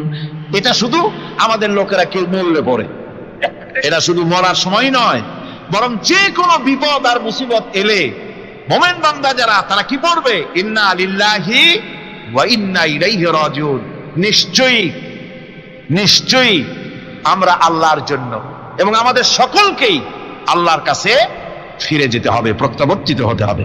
কোরআনে কারীম বলছে, উলাইকা ইউজসাউনাল গুরফাতা বিমা সাবারু ওয়া ইউলাক্কাউনা ফিহা তাহিয়াতাও ওয়া সালামা। এরা হলো সেই সব লোক যাদেরকে প্রদান করা হবে বেহেশতের সুউচ্চ মঞ্জিল, কারণ তারা সবর ইখতিয়ার করেছিল, তারা সবর করছিল, এই জন্য বেহেশতের সবচাইতে ভালো জায়গা তাদের দেওয়া হবে। কোন আলহামদুলিল্লাহ, জোরে কোন আলহামদুলিল্লাহ। এবং জান্নাতে সবরকারীদেরকে সম্বর্ধনা দেওয়া হবে, সম্বর্ধনা দেওয়া হবে। খালিদিনা ফিহা হাসনাত মুস্তাকাররান ওয়া মুকামা। চিরদিন তারা জান্নাতের ভেতরে বসবাস করবে এবং কতই না সুন্দর, কতই না উত্তম জায়গা সবরকারীদের জন্য আল্লাহ বেহেশতের মধ্যে রেখে যাবেন। জান্নাতে প্রবেশ করার সাথে সাথে চতুর্দিক থেকে ফেরেশতারা ছুটে আসবে সবরকারীদের জন্য। ওয়াল মালাইকাতু ইয়াদখুলুনা আলাইহিম মিন কুল্লি বাব। চতুর্দিক থেকে ফেরেশতারা তাদেরকে ইস্তেকবাল করবে, কি বলবে? সালামুন আলাইকুম বিমা সাবারতুম ফানি'মা উকবাদ-দার। তোমাদের প্রতি শান্তি বর্ষিত হোক, কারণ তোমরা পৃথিবীতে সবর অবলম্বন করেছিল। কতই না উত্তম জায়গা, কতই না সুন্দর জায়গা আল্লাহ রাব্বুল আলামিন সবরের বিনিময় তোমাদেরকে দান করেছেন। সুতরাং এই সবর হচ্ছে মুসলমানদের জন্য সবচেয়ে বড় নিয়ামত। এই ধরনের ধৈর্য যদি আমরা অবলম্বন করতে পারি, তাহলে আল্লাহ পাক বলছেন, উলাইকাল্লাযীনা সাদাকু ওয়া উলাইকা হুমুল মুত্তাকুন। এরাই হলো ঈমানের দাবিতে সত্যবাদী। কোন আলহামদুলিল্লাহ। কারা কারা? না না, শুধু সবরকারী না, এই যে 10টা পয়েন্ট বলা হলো, কয়টা পয়েন্ট বলা হয়েছে? 10টি পয়েন্ট। সেই 10টি পয়েন্ট যারা পালন করবে, এরা হলো ঈমানের দাবিতে সত্যবাদী, আর এরাই হচ্ছে প্রকৃতপক্ষের মুত্তাকি। আমরা মুত্তাকি বুঝি দাঁতে ছাতা, দাড়ি টাড়ি আশ্রয় না, জাব্বা জুব্বা গায়ে দিয়ে কোনো জায়গায় পড়ে থাকে, হ্যাঁ, এটা বড় মুত্তাকি, খুব পরেজগার। সালার সত্তর যদি পড়ে তাহলে তো আরো বড় পরেজগার। এই 10টি সত্য যদি সম্পাদন করতে পারি, যদি আমল করতে পারি, জীবন ধন্য হয়ে যাবে। সেই 10টি কথা আমি আবার আপনাদের স্মরণ পটে তুলে দিতে চাই, প্যাকেট করে পকেটে উঠাই দিতে চাই, যেন বাড়ি নিয়ে যেতে পারেন। 1 নম্বর হচ্ছে 10টি পয়েন্টের 1 নম্বর আল্লাহর প্রতি ঈমান। 1 নম্বরে আল্লাহর প্রতি ঈমান। 2 নম্বরে পরকালের প্রতি ঈমান, 3 নম্বরে ফেরেশতাদের উপর ঈমান, 4র্থ নম্বরে কিতাবের প্রতি ঈমান, 5ম নম্বরে নবীদের প্রতি ঈমান, 6ষ্ঠ নম্বরে সহায় সম্বলহীন নিকটবর্তী আত্মীয়, ইয়েতিম, মিসকিন, প্রবাসী, মুসাফির, সাহায্য প্রার্থী এদেরকে মুক্ত করার জন্য এদেরকে সাহায্য প্রদান করা, 7 নম্বরে নামাজ প্রতিষ্ঠা করা, 8 নম্বরে যাকাত আদায় করা, 9 নম্বরে ওয়াদা পালন করা, 10 নম্বরে সবর এখতিয়ার করা। কয়টা হলো? এই 10টি কাজ যদি আমরা পালন করতে পারি, বিপদে মুসিবতে ধৈর্য ধারণ করতে পারি, যত মুসিবত আসুক, আসলে এগুলি কিছু না। মুসিবত আল্লাহ টেস্ট করবেন, মুসিবত দিয়া আল্লাহ টেস্ট করেন। দেখা যায় যে ওদের শক্তি খুব বেশি, চোখে আপনি দেখতে পারেন, কিন্তু আল্লাহ বলছেন ইন্না কায়দাশ শায়তানে কানা দাঈফা। বাতিলরা হলো শয়তান, বাতিলরা কি? আর ওদের চক্রান্ত আসলেই দুর্বল, এদের চক্রান্ত আসলে কি? দুর্বল। কাজেই এগুলিকে ভয় করা যাবে না। বিপদে মুসিবতে ধৈর্য ধারণ করে যদি অগ্রসর হওয়া যায়, তো আল্লাহ রাব্বুল আলামিন এই 10টি পয়েন্ট যদি আমল করা যায়, দুনিয়াও শান্তি পাবো, আখিরাতেও শান্তি পাবো। যত মুসিবত আসুক, বিপদ আসুক, ধৈর্যের সাথে মোকাবেলা করতে হবে। ধৈর্যের অর্থ কি? আমি আগেই বলেছি, ধৈর্যের অর্থ হচ্ছে অবিচলতা, দৃঢ়তা, বরদাস্ত করা, সহিষ্ণুতা, ধীরতা, স্থিরতা। ধৈর্যের অর্থ এটা নয় একজন একটা থাপ্পড় মারলো আর আপনি বলবেন যে বাবা ব্যথা পাইছো নাকি, তাহলে আর একখান থাপ্পড় দিয়া দাঁত আমার সবগুলো ভালায় না। এর নাম ধৈর্য নয়। ধৈর্য হচ্ছে পরিস্থিতির মোকাবেলা করতে হবে সাহসিকতার সাথে, এর নাম হচ্ছে ধৈর্য। সবর একটি মৌলিক মানবীয় গুণ। এই গুণ যার মধ্যে আছে, সে তার নৈতিকতার শীর্ষে পৌঁছে যেতে পারে। আর এই গুণটি যার মধ্যে অভাব, এই সবর তার ভিতরে নাই, সে মানুষের পর্যায়ে পড়ে না। যত অসুবিধা, যত কষ্ট, যত রকমের বিপদ মুসিবত, যত রকমের অসুবিধার সৃষ্টি হয়, তার মূলীভূত কারণ হচ্ছে ধৈর্যের অভাব, সবরের অভাব। দুনিয়ার সমস্ত নবী রাসূলগণ সবর অবলম্বন করেছেন। তারা ছিলেন সবরের মূর্ত প্রতীক। সবর কাকে বলে দুনিয়াবাসীকে তারা তা দেখিয়ে দিয়েছেন। নিজ নিজ কওমের কাছ থেকে যখন কওমের কাছে নবীরা দাওয়াত দিয়েছেন, ইসলামের দ্বীনের দাওয়াত দিয়েছেন, তখনই সমাজপতিরা, রাষ্ট্রশক্তি তাদের উপরে, নবীদের উপরে ভেঙে পড়েছে, অত্যাচার করেছে। আল্লাহর পয়গম্বরেরা এই সমস্ত অত্যাচারের মোকাবেলায় চরম ধৈর্যের পরিচয় দিয়েছেন। কোরআনে কারিমে উল্লেখ করা হয়েছে, অত্যাচারের মোকাবেলায় আম্বিয়ায়ে কেরাম যা বলেছেন সেটা হলো এই, ওয়ামা লানা আল্লা নাতাওয়াক্কালা আলাল্লাহি ওয়া ক্বাদ হাদানা সুবুলানা। আল্লাহ পাক বলেন, পয়গম্বরেরা বলেছেন আমরা আল্লাহর উপরে ভরসা করব না, তো কার উপরে ভরসা করব? তিনি তো আমাদেরকে সঠিক পথ দেখিয়েছেন, সঠিক রাস্তা আমাদের দেখিয়েছেন, সুতরাং তার উপরেই তো আমরা ভরসা করব। وَلَنَصْبِرَنَّ عَلَى مَا آذَيْتُمُونَا وَعَلَى اللَّهِ فَلْيَتَوَكَّلِ الْمُتَوَكِّلُونَ। তোমরা আমাদের যে সব কষ্ট দাও, পীড়ন দাও, সেজন্য আমরা ধৈর্য অবলম্বন করব। তোমরা আমাদেরকে কষ্ট দিচ্ছ, আমরা ধৈর্য অবলম্বন করব আর ভরসা করব কেবলমাত্র তার উপরে যে আল্লাহ রাব্বুল আলামিন আমাদেরকে নবী করে পাঠিয়েছেন। সেই ভরসা করতে হলে সেই আল্লাহর উপরেই তো ভরসা করা উচিত। আমরা সেই আল্লাহর উপরে ভরসা করে আছি। তোমাদের যত খুশি আমাদের বিরুদ্ধে ষড়যন্ত্র করো, আমাদেরকে অত্যাচার করো। কোরআনে কারিমে হযরত হুদ আলাইহিস সালামের ঘটনা আল্লাহ রাব্বুল আলামিন এভাবে এনেছেন, তাম এলাকার মানুষ তার বিরুদ্ধে ক্ষিপ্ত হয়ে গিয়েছে। সমাজের লোক, রাষ্ট্রশক্তি হযরত হুদ আলাইহিস সালামের উপর অত্যাচারের পাহাড় ভেঙে দিয়েছে। হযরত হুদ আলাইহিস সালাম একা মানুষ, সমাজের রাষ্ট্রশক্তির এই দুর্বিসন্ধির ষড়যন্ত্রের চ্যালেঞ্জ তিনি গ্রহণ করলেন। আর তিনি বললেন, তিনি যেটা বললেন আল্লাহ পাক কোরআনে তা কোট করে দিলেন। দুনিয়ার সমস্ত ইসলামী আন্দোলনের কর্মীদের জন্য আল্লাহ পাক কোট করে দিলেন, সমস্ত মুমিনদের জন্য তা উল্লেখ করলেন। হুদ আলাইহিস সালাম তিনি জাতিকে বললেন, ফাকিদুনি জামিআন সুম্মা লা তুনদিরুন। তোমাদের যত ক্ষমতা আছে সমস্ত ক্ষমতা নিয়ে আমার বিরুদ্ধে তোমরা ষড়যন্ত্র করো, আর আমাকে এতটুকু অবকাশ দিও না। আমি সেই আল্লাহ রাব্বুল আলামিনের উপরে ভরসা করেছি, যার কুদরতি হাতের ভিতরে আমার জান, আর গোটা পৃথিবীর সমস্ত প্রাণীর জান যার কুদরতি হাতের মধ্যে। যার হাতের ভিতরে গোটা পৃথিবীর সমস্ত জান, সে আল্লাহর উপরে ভরসা করেছি, যা খুশি তোমরা আমার বিরুদ্ধে করতে পারো। সুবহানাল্লাহ। এটার নাম হলো ঈমান, এটার নাম সবর, এটার নাম ধৈর্য।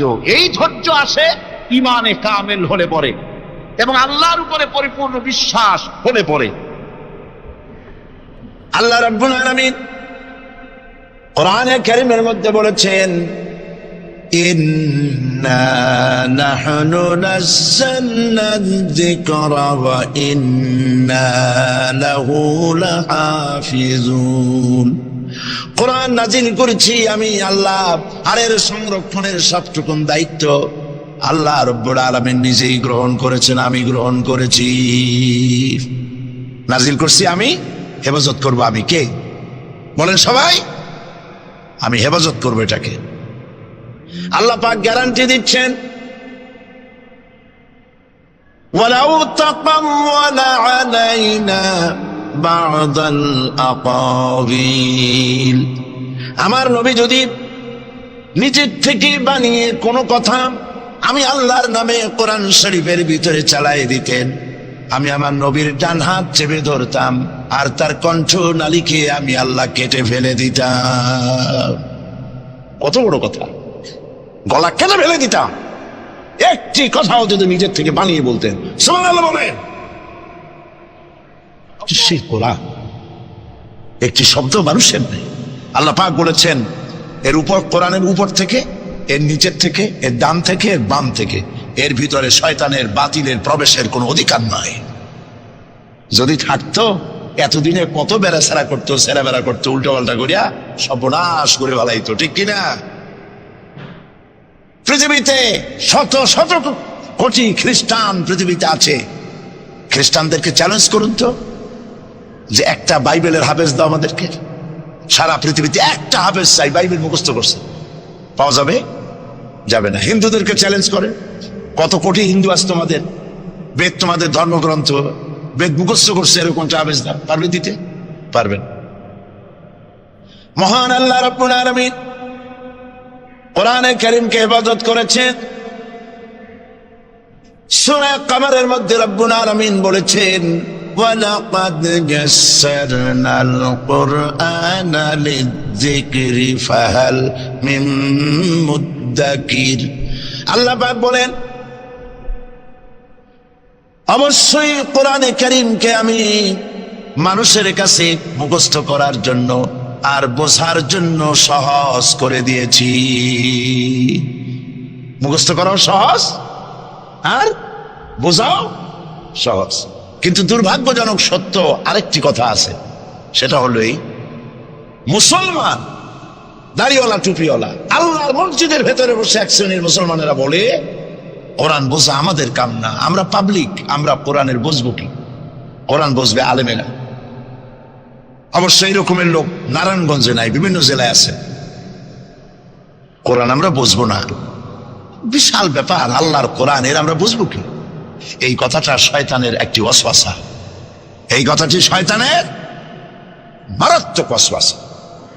আল্লাহ খান কোরআন দিছেন খালি মৌলানা মৌলবীদের বুঝাবার জন্য, আর কেউ এটা বুঝবে না। আল্লাহ পাক বলছেন, আমি মানুষের জন্য কোরআন বোঝা সহজ করেছি, চেষ্টা করো, বুঝতে চেষ্টা করো। কোরআন শরীফ দুইটা জিনিস, একদিকে বোঝা সহজ, মুখস্থ করাও সহজ। আমার কাছে হাফেজ আমি পেয়েছি 8 বছরের বাচ্চা কোরআন শরীফ মুখস্থ করছে। আজকে পত্রিকা দেখলাম একটা ছোট্ট মেয়ের ছবি, 7 বছরের কোরআন শরীফ মুখস্থ করেছে, কোন মৌলানা সাহেবের ছেলে, তার মাও হাফেজ, বাবাও হাফেজ। 7 বছরের ছোট্ট বাচ্চা 30 মিনিট করেছে। আপনি কি মনে করেন, পাগলামি মনে করেন এত বড় কোরআন সে মুখস্থ করা? 7 বছরের বাচ্চা কোরআন মুখস্থ করছে। আমার কাছে মনে হলো যেন আটলান্টিক মহাসাগর আল্লাহ ঝিনুকের মধ্যে ঢুকাই দিছে। এই যে শরফুদ্দিন খলিফা নাকি একটা ছোট্ট বাচ্চার একটা ক্যাসেট বেরিয়েছে না, তানজানিয়া। লোকেরা বলে, খুব আশ্চর্য হয়ে যায় যে কেউ কেউ তো বলে যে এগুলি কম্পিউটার দিয়ে বানাইছে। যারা আল্লাহর কুদরত বিশ্বাস করে না তারা এরকম বলে। লোকেরা আশ্চর্য হয়ে যায়, এতরকম ছোট ছেলে কোরআন শরীফ মুখস্থ করলো কেমনে? বয়স তার 4 বছর। আসলে বয়স 4 বছর না, আমি আজ থেকে 4 বছর আগেই তার ক্যাসেট দেখেছি লন্ডনে। তাহলে হইতেই পারে, আল্লাহ পাক যদি ইচ্ছা করেন করতেই পারে। চিন্তা করে দেখেন না, একটা লোক 40 বছর পর্যন্ত লেখাপড়া জান, লিখতেও পারেন না, পড়তেও পারেন না, নামও সই করতে পারেন না, কোন রাজনৈতিক ব্যক্তিদের সাথে ওঠা বসা করেন নাই, কোন কবি সাহিত্যিকদের সাথে ওঠা বসা করেন নাই। সেই লোকটি 40 বছর পর এমন কথা বললেন রাজনীতির কথা, দুনিয়ার সব রাজনীতি ফেল হয়ে গেল। অর্থনীতির ব্যাপারে, সমাজনীতির ব্যাপারে এমন সব কথা বললেন, দুনিয়া ফেল। 40 বছর যিনি লেখা জানেন না, পড়া জানেন না, লিখতে জানেন না, পড়তে জানেন না, কে তিনি?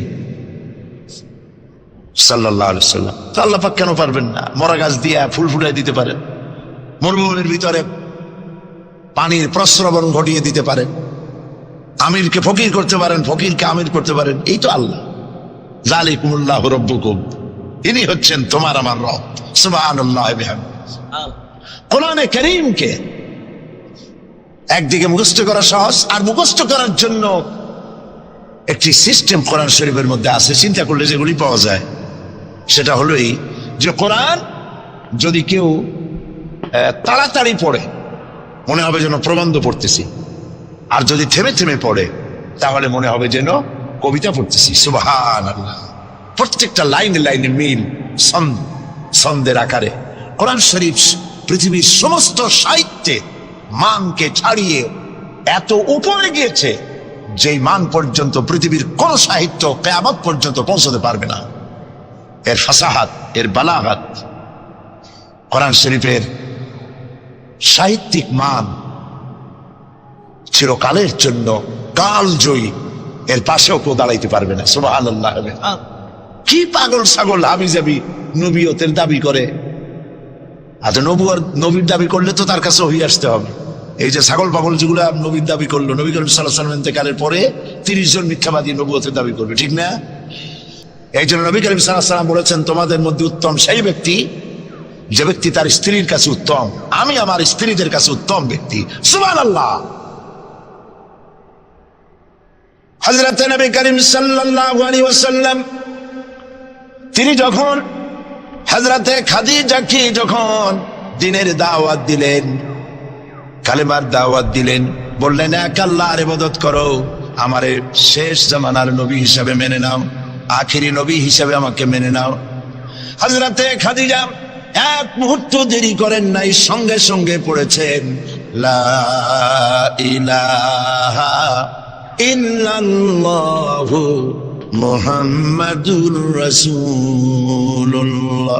জোরে পড়েন লা ইলাহা। নারায়ণগঞ্জের মতো জায়গা মাহফিল করবেন তো বড় খয়রাত করতে নামবেন, ছোট্ট বাটি নিয়ে নামবেন কেন? বিরাট ঝুলি নিয়ে নামেন। কেউ তো বেশি দিলে তখন নেবেন কি করে? এই জন্য আপনি যেমন ব্যবস্থা করবেন সেরকম। আমরা তো আরামে বক্তৃতা শুনতেছি, আর ইরাকের মুসলমানদের ঘুম হারাম হয়ে গেছে, খাবার নাই। গতকাল ব্রাহ্মণবাড়িয়া বলেছি, ইরাকের গর্ভবতী নারীরা তারা ডাক্তার সরকারের কাছে দাবি জানাইছিল যুদ্ধের একদিন আগে, বলছিল আমাদেরকে অপারেশন করে বাচ্চাগুলো বের করে দাও। আমেরিকার কাফেরদের বিরুদ্ধে লড়াই করে শহীদ হয়ে মরতে চাই।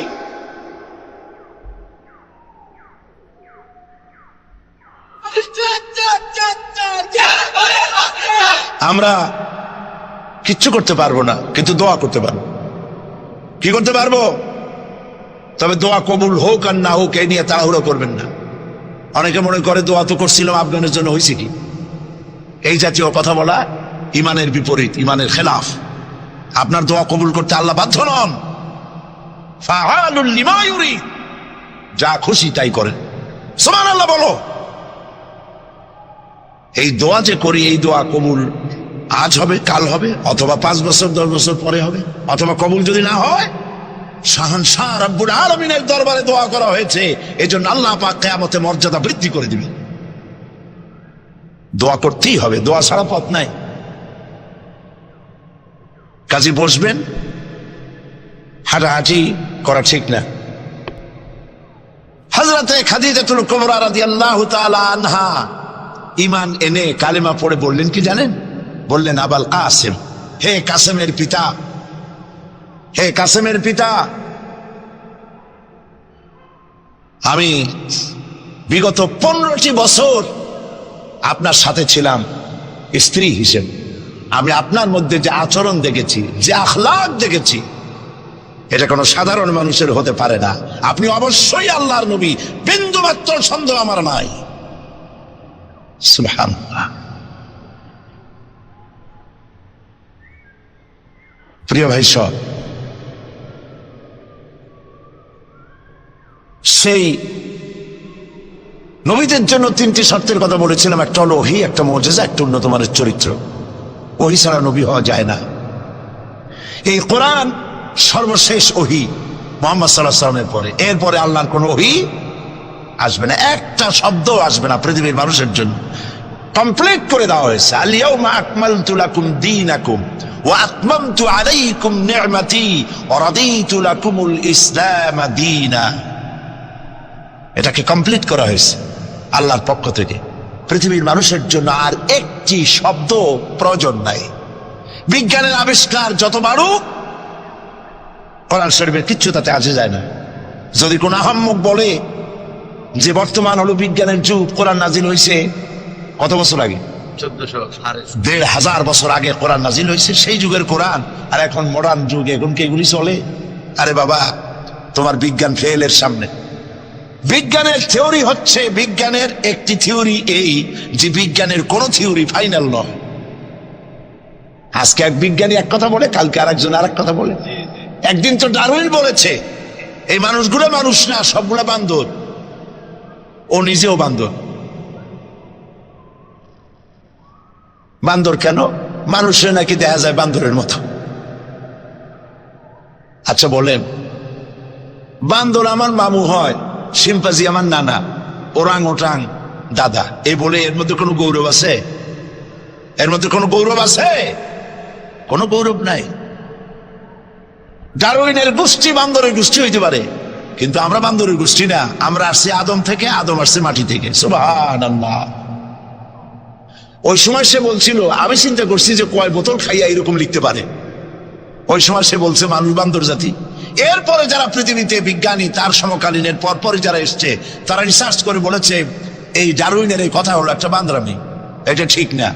কারণ মানুষ যদি বান্দরের জাত হয়, তাহলে বান্দর তো পৃথিবী থেকে বিলুপ্ত হয় নাই। এখনো পৃথিবীতে বহুত বান্দর আছে। এই বান্দর গুলা, আমরা তো একটা বান্দর এরকম দেখলাম না যে কোমর পর্যন্ত মানুষের মতো হয়ে গেছে। আরো কিছু ভালো করে খাওয়াইলে তাড়াতাড়ি করে মানুষ হয়ে যাবে। অর্ধেক মানুষের মতো হয়েছে, 12 মানুষের মতো হয়েছে, অথবা মানুষ এই মাত্র হয়ে গেল বান্দর থেকে লেজ খুঁজে গেছে। এরকম হয়েছে কোথাও? কোন জিনিসের সাথে কোন জিনিসের সিমিলারিটি থাকলে এইটা ওইটার বংশের, এটা কি করে বলা যায়? তো এরকম বলেছে কেন তারা? মন যা বলেছে তাই বলেছে। ইন হুয়া ইল্লা ওয়াহয়ুন ইউহা।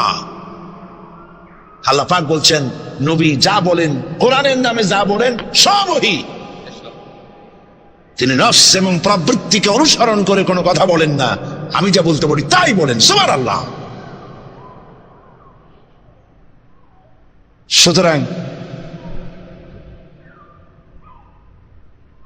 নবী করিম সাল্লাল্লাহু আলাইহি ওয়াসাল্লামের কাছে কোরআন এসেছিল এই কারণে যে কোরআন দিয়ে তিনি একটি সমাজ বিপ্লব করবেন, তাবিজ লাগবেন। এই জন্য কোরআন আসে নাই। বোঝেন কিনা কথা? এই যে দেখুন, আমার হাতে কোরআন শরীফ একটা আছে, ছাপা হয়েছে সুলেমানিয়া বুক হাউস, বাংলা বাজার, ঢাকা।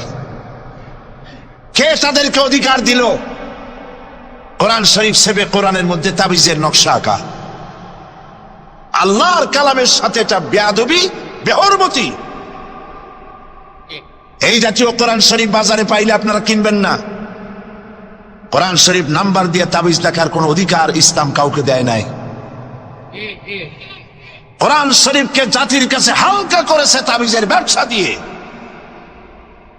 এটাকে একটা তাবিজের কিতাব বলে মনে করা হয়েছে। দেখুন সূরা ফাতিহা, এই নকশা গলায় বাঁধিয়ে রাখিলে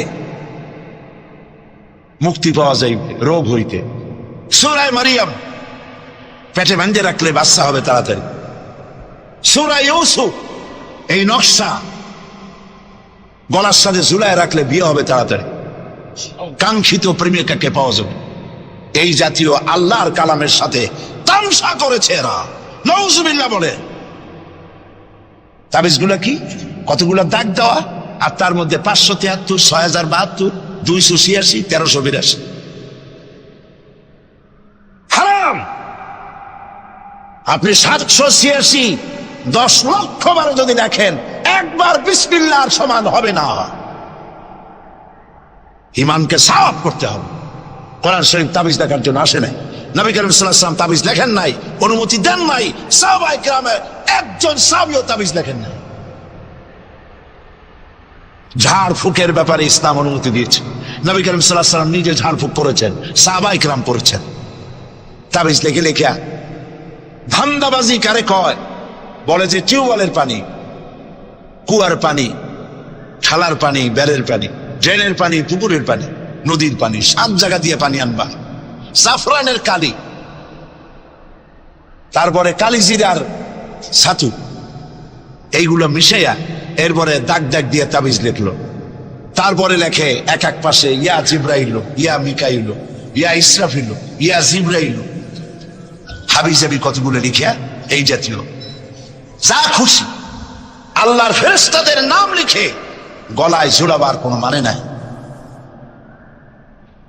এগুলি করে কোরআন শরীফকে বেহুরমতি করা হয়েছে। নাউজুবিল্লাহ বলেন। বিশ্বাস করুন, কোরআন তাবিজ লেখার জন্য আসে নাই। কোরআন এসেছে ভাগ্য পরিবর্তন করার জন্য। আল্লাহ রাব্বুল আলামিন বলেন, তাহা মা আনজালনা আলাইকাল কুরআনা লিতাশকা। নবী হে, কোরআন আপনার উপরে এই জন্য নাজিল করা হয় নাই যে আপনি আপনার ভাগ্য নষ্ট হয়ে যাবে, ভাগ্য বিপর্যস্ত হবে না, এই জন্য কোরআন আসে নাই। কোরআন এসেছে ভাগ্যকে সুপ্রসন্ন করার জন্য। সুবহানাল্লাহ। আর এটা যদি হয় সেই মহান চিকিৎসকের পক্ষ থেকে বিশ্ববাসীর সমগ্র রোগের জন্য মহা চিকিৎসাপত্র, প্রেসক্রিপশন, তাহলে এই প্রেসক্রিপশনের সাথে যারা ওই জাতীয় ব্যবহার করে তাদেরকে কি বলবেন? এবারের ফতোয়া নিজের গায়ে পড়বে। বাচ্চা বড় হইতে পারে না, মায়ের পেট থেকে বাচ্চা আসছে, সমানে এতগুলো তাবিজ ঝুলাই দিছে গলায়। বাচ্চা যদি কথা বলতে পারতো তাহলে বলতো যে আল্লাহ কি অপরাধ করছে, এর চেয়ে তো মায়ের পেটে ভালো ছিলাম, এগুলো তো জাগাইতেও পারি না। কতগুলো তাবিজ, এরপরে কালো সুতা, হলুদ সুতা, লাল সুতা কোথায় পাইছো? আজমির শরীফ থেকে আনছি। হারাম। পীর সাহেবদের কাছে যাওয়া হয় আর তারা ফু দিয়া সুতায় গিরে গিরে দিয়ে দেয়। হারাম। কেন সুতায় গিরে দিবেন? মুসলমান ছাগলের বাচ্চা নয় যে দড়ি দিয়ে সুতা দিয়ে আপনি বাঁধবেন। আপনাদের শরীরে যদি তাবিজ থাকে, বাড়ি যদি কারো থাকে, সব খুলে নদীতে ফেলে দেন। আলাইসাল্লাহু বিকাফিন আবদা। আল্লাহ পাক বলছেন, আমি কি আমার বান্দার জন্য যথেষ্ট নই? আলাইসাল্লাহু বিকাফিন আবদা। আমি আল্লাহ আমার বান্দার জন্য যথেষ্ট নই? চিল্লায় বলেন অবশ্যই যথেষ্ট। ওয়াইজা সাআলতা ফাসআলিল্লাহ ওয়াইজা ইসতাআনতা ফাসতাইন বিল্লাহ। যা বলার এক মহান সত্তার কাছে বলো, যা চাওয়ার এক মহান সত্তার কাছে চাও। তিনি কে? তিনি হচ্ছেন আল্লাহ পাক। সুবহানাল্লাহ বলেন, সুবহানাল্লাহ।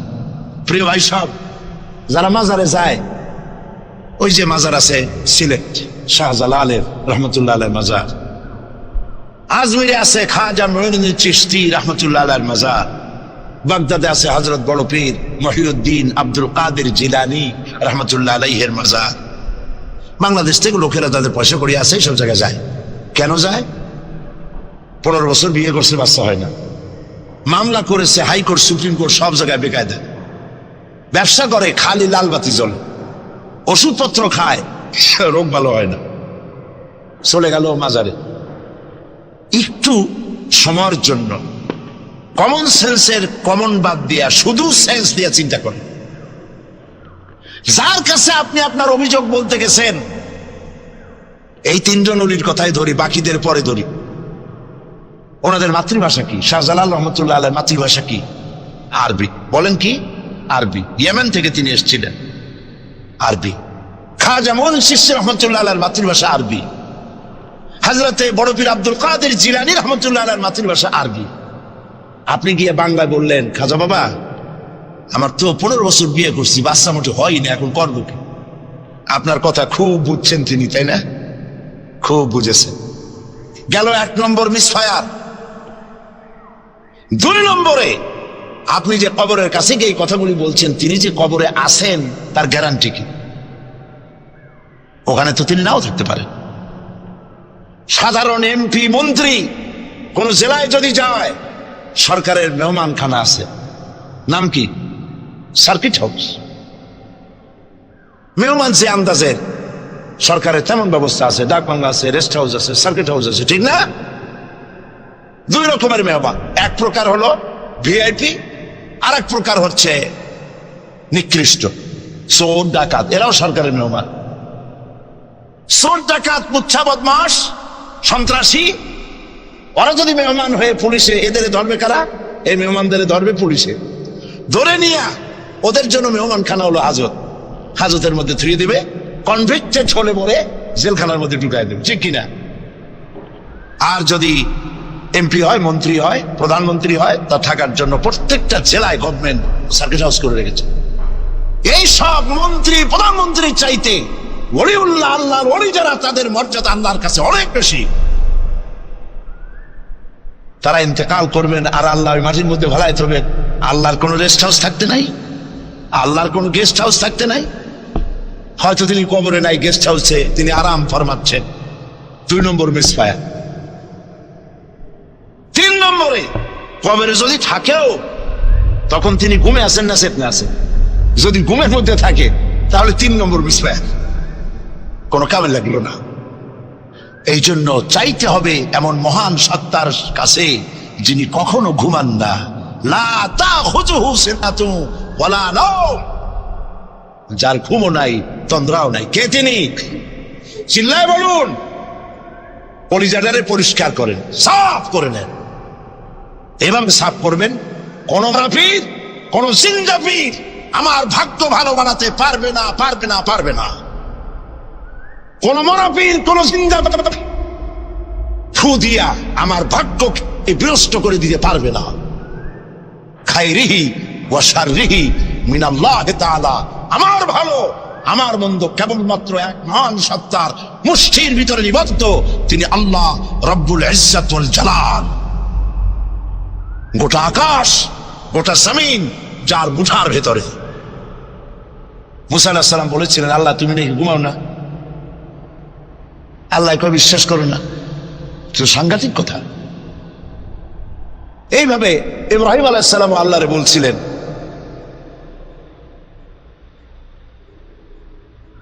রব্বি আরিনি কাইফা তুহইয়াল মাউতা, আল্লাহ তুমি মরা কি চিন্তা করো কেমনে? আল্লাহ কয় আওয়ালাম তুমিন, বিশ্বাস করো না? ইব্রাহিম আলাইহিস সালাম কাঁপে গেছেন। তিনি সাথে সাথে বললেন বালা।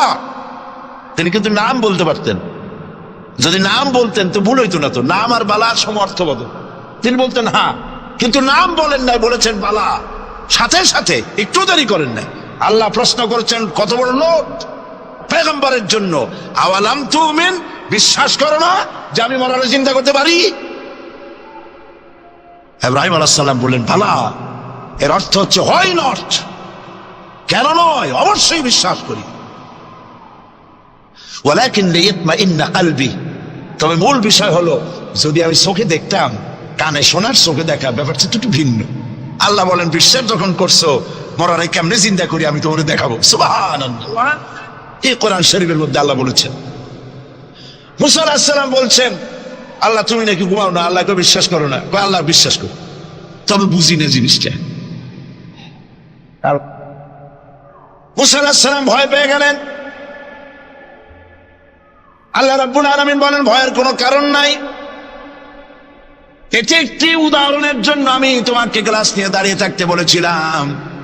একটা গ্লাস হাতে নিয়ে কয়েকটা সেকেন্ড বা একটা মিনিটও দাঁড়াইতে পারলা না, হাতের থেকে ঘুমের কারণে ভেঙ্গে চুরমার হয়ে গেল। তোমার রব, তোমার আল্লাহ হাতের মুঠার ভিতরে সপ্ত আসমান জমিন কুল কায়নাত এর কন্ট্রোলিং সিস্টেম, এর ট্রাফিক সিস্টেম সবকিছু আল্লাহ রাব্বুল আলামিন কন্ট্রোল করেন। তোমার আল্লাহ যদি ঘুমায় যায় সব শেষ হয়ে যাবে। লা তাখুযুহু সিনাতুন ওয়ালা নাওম, তার ঘুমও নাই তন্দ্রাও নাই। আর তাছাড়া মাখলুক তার যে আদত, খালেকের সে আদত হতে পারে না।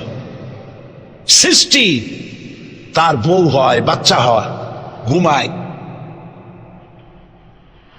লা তাখুযুহু সিনাতুন ওয়ালা নাওম, তার ঘুমও নাই তন্দ্রাও নাই। আর তাছাড়া মাখলুক তার যে আদত, খালেকের সে আদত হতে পারে না। সৃষ্টি তার বউ হয়, বাচ্চা হয়, ঘুমায়, খায়, পেশাব পায়খানা লাগে। মাখলুক খালেক রব্বুল আলামিন বলেন নিকটবর্তী হতে হলে ওয়াসজুদ ওয়াকতারিব, সেজদা দাও আর সেজদার মাধ্যমে আমার নিকটবর্তী হয়ে যাও। সেজদা দিলেই আল্লাহর নিকটবর্তী হওয়া যায়। কোন সুবহানাল্লাহ। সাহাবী, আল্লাহ নবীর সাহাবী প্রশ্ন করেছেন, নবীজি বান্দা কখন আল্লাহর নিকটবর্তী হয়ে যায়? নবীজি বলেছেন বান্দা যখন সেজদা দেয় তখন আল্লাহর বান্দার মাঝে কোনো হিজাব থাকে না, একদম আল্লাহ পাকের নিকটবর্তী হয়ে যায় বান্দা যখন সেজদায় পড়ে যায়। সুতরাং নামাজ হচ্ছে নিকটবর্তী হওয়া, সালাত এটা হচ্ছে নিকটবর্তী হওয়া। নামাজ ফরজ হওয়ার কারণ হচ্ছে এই যে মানুষ আল্লাহর বান্দা বা গোলাম হিসেবে সৃষ্টি হয়েছে, তাই একমুখী হয়ে রবের বন্দিগি করা এটা হচ্ছে তার স্বাভাবিক একটা প্রকৃতি। আল্লাহ রাব্বুল আলামিন এই প্রকৃতির দাবি মিটাবার জন্যই নামাজের ব্যবস্থা করেছেন। মানুষের ফিতরত, মানুষের নেচার, মানুষের ফিতরত হচ্ছে এই যে কারো না কারো কাছে মাথা নত করা, হাত জোড় করা, মাথা নত করা, সার্বভৌমত্বের মালিক কাউকে মনে করা। হাত জোড় করতে হলে, মাথা নত করতে হলে, সার্বভৌমত্বের মালিক হিসেবে কাউকে গ্রহণ করতে হলে আল্লাহর বিকল্প কেউ আছে নাকি? ইসলামের মূল দাওয়াতটা হলো ফিতরাত অনুযায়ী দাওয়াত দেওয়া হয়েছে। মানুষ যেন মাথা নত করে, গোলামি করে। এজন্য আল্লাহ রাব্বুল আলামিন বলেছেন যে আমি মানুষ এবং জিনকে সৃষ্টি করেছি, তার কারণটাই হলো মা খালাকতুল জিন্না ওয়াল ইনসা ইল্লা লিয়াবুদুন। মানুষ আর জিন জাতিকে সৃষ্টি করা হয়েছে ইবাদতের জন্য, গোলামির জন্য। ইবাদত আর গোলামি এটাই করতে হবে, গোলামি করতে হবে, দাসত্ব করতে হবে। আর এই দাসত্ব, আল্লাহর আনুগত্যই গোলামির দাওয়াত দিয়েছেন দুনিয়ার সব নবীরা। কোন নবী বলেন নাই যে আমার গোলামি করো। কেউ বলেছেন? বলেন জোরে, কেউ বলেছেন? আল্লাহ পাক বলেন ওয়ালাকাদ বা'আসনা ফি কুল্লি উম্মাতির রাসূলা আন ইবুদুল্লাহা ওয়াজতানিবুত তাগুত। প্রত্যেক জাতির জন্য আমি রাসূল প্রেরণ করেছি, তারা মানুষকে দাওয়াত দিয়েছেন এই কথা বলে যে এক আল্লাহর গোলামি করো, তিনি ছাড়া কোনো ইলাহ নাই, আইনদাতা নাই, বিধানদাতা নাই, তার গোলামি, তার সামনে মাথা নত করে দাও। নামাজ হচ্ছে তাওহীদের অবশ্যম্ভাবী এক বহির্প্রকাশ। তাওহীদের জন্য তাওহীদবাদী মানুষ যারা, তাদেরকে নামাজ আদায় করতেই হবে। আকীদা বিশ্বাসের দিক থেকে তাওহীদ যদি হয় পুরা দ্বীনের মূল উৎস, তাহলে আমলের দিক থেকে নামাজ হচ্ছে পুরা দ্বীনের মূল ভিত্তি। নামাজ হচ্ছে আমলের মূল ভিত্তি। এর বাস্তবায়ন ছাড়া দ্বীন পূর্ণ হয় না। নামাজ মুমিনের কেবলমাত্র একটি উত্তম আমলই নয়, বরং নামাজ হচ্ছে ঈমানের মূল ভিত্তি। যার কাছে নামাজ নাই তার কাছে কিছুই নেই। রাসূল করিম সাল্লাল্লাহু আলাইহি ওয়াসাল্লাম বলেছেন যে নামাজ যে ব্যক্তি পড়ে না, আল্লাহ পাকের সাথে তার কোনো সম্পর্ক বাকি থাকে না। সুতরাং এই নামাজটা হচ্ছে এই যে একমাত্র একাগ্র চিত্তে আদবের সাথে আল্লাহর সামনে রুজু হয়ে যাওয়া। কোরআনে কারীম বলছে মুনিবিনা ইলাইহি ওয়াত্তাকুহু ওয়া আকিমুস সালাতা ওয়া লা তাকুনু মিনাল মুশরিকিন। তোমরা আল্লাহর দিকে রুজু হয়ে যাও এবং তাকে ভয় করে অন্যায় কাজ থেকে বিরত থাকো, আর নামাজ কায়েম করো, মুশরিকদের অন্তর্ভুক্ত হয়ে যেও না। নামাজ কায়েম করা, নামাজের আদেশ কোরআনে কারীমের মধ্যে আল্লাহ পাক বহু জায়গায় করেছেন। ঈমানের পর নামাজই হচ্ছে সবচেয়ে বড় জরুরি। একজন মানুষ ঈমান আনলো, যেমন কালকে একজন ঈমান এনেছে, ঈমান আনার সাথে সাথে তার প্রথম কাজ কি বলেন প্রথম কাজ কি? ফজরের নামাজের আগে একজন ইসলাম কবুল করলেন, তার প্রথম দায়িত্ব নামাজকে আদায় করে দেওয়া, ফজরের নামাজ পড়া। জোহরের আগেই কেউ ঈমান আনলো, তার প্রথম দায়িত্ব জোহরের নামাজ আদায় করা। আসরের নামাজের আগে ঈমান এনেছে, তার প্রথম দায়িত্ব হলো আসরের নামাজ আদায় করা। তার মানে হলো ঈমান আনার পর একজন ঈমানদারের প্রথম দায়িত্ব হচ্ছে নামাজ। গুরুত্বপূর্ণ বিষয়, খুব ভালো করে শুনতে হবে, ইয়াদ রাখতে হবে প্রত্যেকটি মুসলমানের। এই নামাজ কি জিনিস, কেমনে আদায় করতে হবে, আদায় না করলে কি হবে, গুরুত্বপূর্ণ এই কথাগুলি প্রত্যেকের স্মরণ রাখতে হবে। কিয়ামতের দিন মানুষ যে জাহান্নামে যাবে, জাহান্নামের জন্য জাহান্নামে যে সব কারণে যাবে তার মধ্যে বড় কারণ কালকে বলেছিলাম, দেখি মনে আছে নাকি? বড় কারণ কয়টা? আলহামদুলিল্লাহ মনে আছে। আল্লাহ রাব্বুল আলামিন বলেন ইয়াতাসাআলুনা আনিল মুজরিমিন, কিয়ামতের দিন অপরাধীদেরকে জিজ্ঞেস করা হবে মা সালাকাকুম ফি সাকার, জাহান্নামে কেন আসছো? জবাবে তারা বলবে ক্বালু লাম নাকু মিনাল মুসাল্লিনা ওয়া লাম নাকু নুতঈমুল মিসকিন, নামাজ পড়ি নাই আর এতিম মিসকিনদের খেতে দেই নাই, এই কারণেই জাহান্নামে এসেছি। কল নাউযুবিল্লাহ। নামাজ যারা পড়বে না জাহান্নামে যেতে হবে। কোথায় যেতে হবে? আকীদাগত দিক থেকে ঈমান হলো তাওহীদের স্বীকৃতি, আর আমলের দিক থেকে নামাজ হচ্ছে তাওহীদের বহিঃপ্রকাশ। আপনি মুসলমান তা প্রমাণ হবে নামাজ দিয়ে। নামাজহীন ঈমানের দাবি মূল্যহীন।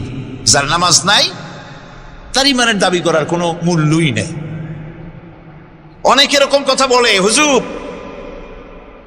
আমি মানুষটা নিতান্ত খারাপ না, যাই মনে করেন, গ্রামে রাস্তা বানাইছি, ব্রিজ করে দিয়েছি, কালভার্ট করেছি, এতিম মিসকিনরে তাও মাঝে মধ্যে খাবার দেই, বিধবারে কাপড় চোপড় দেই, মানুষটা আমি নিতান্ত খারাপ না, তবে এই মাঝে মধ্যে একটু নামাজ পড়ি না, তাতে কি আমার ঈমান নষ্ট হয়েছে নাকি? আমি বলি ভাই ঈমানই তো নাই, নষ্ট হবে কি? ঈমান থাকলে না নষ্ট হবে? ঈমান নাই। সুতরাং একজন মুসলমান যদি নামাজ না পড়ে নিজেকে মুসলমান বলে দাবি করার কোনো হক তার নাই, দাবি করার অধিকার নাই। নামাজ হচ্ছে জিন্দিগি, নামাজটাই মূলত জিন্দিগি। নামাজটা কি? জিন্দিগি। আল্লাহ রাব্বুল আলামিন শেখাচ্ছেন কুল ইন্না সালাতি ওয়া নুসুকি ওয়া মাহইয়ায়া ওয়া মামাতি লিল্লাহি রাব্বিল আলামিন। মুহাব্বতের সাথে সবাই পড়েন কুল ইন্না সালাতি ওয়া নুসুকি ওয়া মাহইয়ায়া ওয়া মামাতি লিল্লাহি রাব্বিল আলামিন। বলো আমার নামাজ, বলো আমার নামাজ, আমার কোরবানি, আমার হায়াত, আমার মত সবকিছুই আল্লাহ রব্বুল আলামিনের জন্য নিবেদিত। আমার বেঁচে থাকা, আমার মরে যাওয়া সব আল্লাহর জন্য। সে আল্লাহ রব্বুল আলামিন, তার জন্য সবকিছু নিবেদিত করতে হবে। আল্লাহ পাকের গোলাম আমাদের বানিয়েছেন, আল্লাহ আমাদের গোলামি করা লাগবে। আর গোলামির নমুনা যাকাত দিয়া, হজ দিয়া, দাম দিয়া, সদকা দিয়া, কোন জিনিস দিয়ে নামাজের মতো গোলামির উৎকৃষ্ট প্রমাণ বা নমুনা আর কিছুতে নাই। আমি যে গোলাম, তার উৎকৃষ্ট প্রমাণ হচ্ছে নামাজ। নামাজেই একটা মানুষ গোলামির অনুভূতিতে তাকে নিয়ে যায়। বাদশাহ হোক, মন্ত্রী হোক, বীর হোক, মরানা হোক, মুহাদ্দিস হোক, বড় লোক হোক, গরিব হোক, পুরুষ হোক, নারী হোক, যাই হোক, নামাজে দাঁড়াইলো, একেবারে কান্ডারে ধরিয়া কানের কাছে হাত দিয়া, হাত দুটো বাঁধিয়া মাথা নিচের দিকে দিয়ে দাঁড়ায় গেল। কিসের মতো? আসামির মতো, গোলামের মতো। সুবহানাল্লাহ। এদিক ওদিক তাকাইতে পারবা না, চোখটা থাকবে সেজদা যেখানে দিবা সেখানে। তাকানো নিষেধ, সেজদার দিকে তাকাও। এরপরে যখন রুকুতে গেলেন, গোলামির নমুনা হয়ে গেল। গোলামের এরকম মাথা নিচু করে থাকতে হয় প্রভুর সামনে। গেলেন, রাজা, বাদশা, বড় লোক, সব অহংকার চূর্ণ হয়ে গেল। নাক আর কপাল দিয়া আমার মাবুদের দরবারে মাথাটা লাগাই দিলাম জমিনের উপরে। সুবহানাল্লাহ। আমি আমার ভাষায় বলি, আমি আমার ভাষায় কথাটা এভাবে বলি, এই জমিনটা যদি কাগজ হয় আর আমার নাকটার কপালটা যদি কলম হয়, তাহলে আমি যে গোলাম দৈনিক 5 বার আমার নাক আর কপাল দিয়া জমিন নামক কাগজের উপরে, দাস খতের উপরে দৈনিক 5 বার নাক আর কপাল দিয়া সই করে দেই, আল্লাহ আমি তোমার গোলাম, আর কারো গোলাম নই, আমি একমাত্র তোমার গোলাম। ঘুমের থেকে উঠে সেজদা দিয়ে বলি, দুপুরের সময় কাজ ফালাইয়া আর একবার বলি, বিকেল আসার আগে আসরে আর একবার বলি, দিন যখন শেষ হয় আর একবার বলি, রাতে যখন শুতে যাই আর একবার সেজদা দিয়া ঘোষণা করি, মাবুদ আমি তোমার গোলাম। সুবহানাল্লাহ। নামাজ হচ্ছে ইসলামের গণ্ডির মধ্যে প্রবেশের প্রমাণ। কোরআনে কারীম বলছে, ফাইন তাবু ওয়া আকামুস সালাতা ওয়া আতাউজ যাকাতা ফাইখওয়ানুকুম ফিদ্দীন। সূরা তওবা এসেছে, তারা যদি তওবা করে আর নামাজ কায়েম করে, যাকাত যদি আদায় করে, তাহলে এখন তোমাদের সে দ্বীনি ভাই, এখন ভাই হয়ে গেল। একটু আগে ছিল কাফের, মুশরিক, এখন তোমার দ্বীনি ভাই। দ্বীনের গণ্ডির মধ্যে প্রবেশ করা, কলেমা পড়ার সাথে সাথেই নামাজ। নামাজ হচ্ছে দ্বীনের প্রধান গেট, দ্বীনের প্রধান তোরণ। দ্বীনের মধ্যে প্রবেশ করার জন্য এই গেট দিয়ে প্রবেশ করতে হবে। সুতরাং এই নামাজের এতই গুরুত্ব দেওয়া হয়েছে। ইসলাম যদি ক্ষমতায় আসে, আল্লাহ যেন এনে দেন, জোরে কোন আমিন। ইসলাম যদি ক্ষমতায় এসে যায়, রব্বুল আলামিন তাফসীরে মাহফিল, কোরআন সামনে নিয়ে আশা করে তোমার দরবারে দোয়া করি, এই বিশাল জনসমুদ্রের দোয়া কবুল করো মাবুদ গো, এই বাংলাদেশকে ইসলামের দেশ বানাইয়া দাও। দেশটা যদি ইসলামের হয়ে যায়, আইন যদি আল্লাহর হয়, শাসন যদি সৎ লোকেরা করে, রব্বুল আলামিন কোরআন শরীফে বলেন, তাহলে তারা 4টা কাজ করবে। আল্লাযীনা মাক্কান্নাহুম ফিল আরদ আকামুস সালাতা ওয়া আতাউজ যাকাত ওয়া আমারু বিল মা'রুফি ওয়া নাহাউ আনিল মুনকার।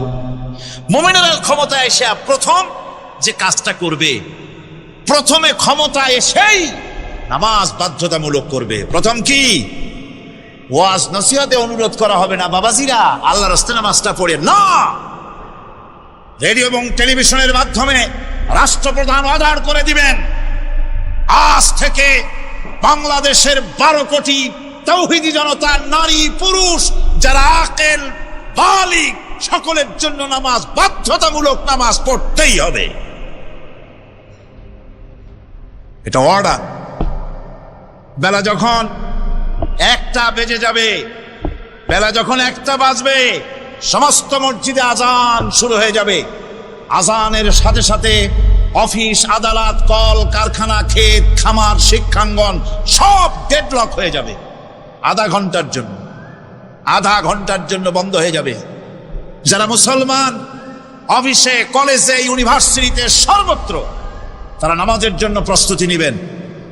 আধা ঘন্টার ভিতরে নামাজ আর খানা সেরে আবার কলেজ চলবে, বিশ্ববিদ্যালয় চলবে, কল চলবে, কারখানা চলবে, ক্যান্টনমেন্ট চলবে, সেক্রেটারিয়েট চলবে, সব আপন গতিতে চলতে থাকবে। আল্লাহর রহমত, বরকত আকাশ থেকে নাজিল হয়ে যাবে।